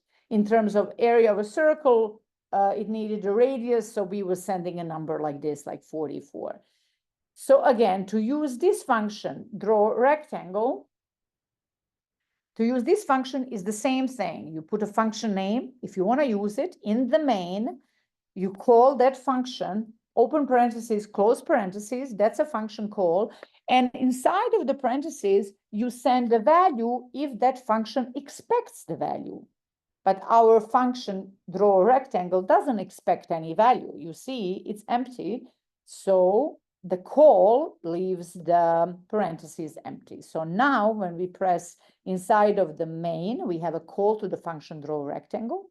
So this function should now start running and draw a rectangle. So let's see that that is indeed the case. I pressed execute, but I have a mistake. Oh, of course, after draw a rectangle, after every line basically in C, you have to put a semicolon, which I keep on forgetting. So let's press enter again, and there you go. We have that function call was executed and drew one rectangle. In fact, now let me make sure that now that I have this function that draws a rectangle, I can decide, oh, but I want to draw, 5 rectangles. So what do I have here? 5, like, so I can just call it 5 times in the main and 5 rectangles will be drawn. So let's execute that. And there you go, 5 rectangles are drawn. And once you learn a loop, you can put that one call inside of the loop and say, draw this 100 times. So with 2 lines of code, you're going to get here on the right-hand side to draw as many rectangles as you want. So since I coded for you this draw rectangle with stars, what I would, in addition to this draw area of a cone function, which I'm suggesting you try to do yourself, I suggest for you, what you should do is you design a function that draw rectangle letter. So that's going to be a last suggestions I have of what you should do is to design your own function.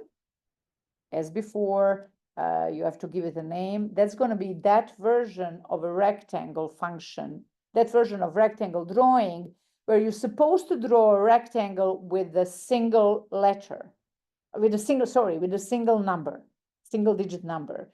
So instead of drawing a rectangle with a star, I want you to design a function. So we can call it draw rectangle letter function, where a user needs to give you a single digit number, and then your function should draw a rectangle with that number.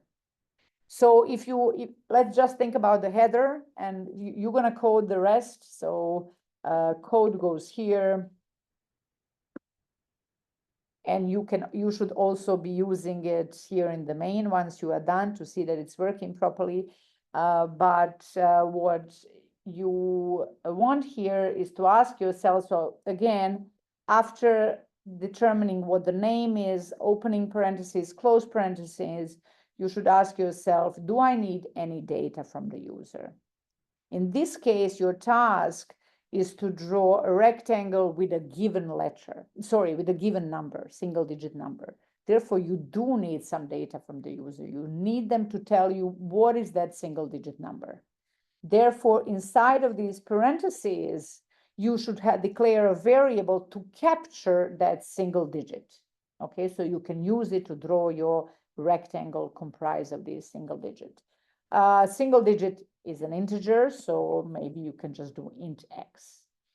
And as before, this function does not return any value. It's just gonna be like here on the terminal, it's just gonna be drawing rectangles with that single digit. So this is what a header of your function should be, look like something like that. And then inside you should code that, given that inside of X you have a single digit number, and then in the main you can, try to use it and see that it's working properly. So that is all that I have for today. Do you have any questions for me for the end?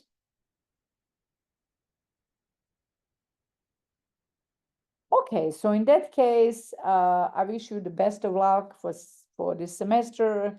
If you feel uncomfortable and scared about coding, don't worry, just don't fall behind when the semester starts. Oh, there seemed to be a question. And, the more you play before the semester starts with these things, the more comfortable you go. And that's not the question. Thank you.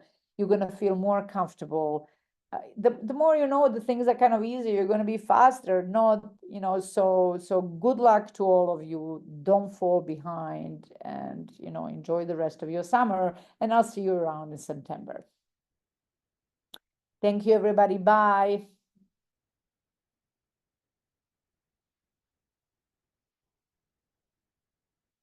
Thank you, Andrew. We can stop now.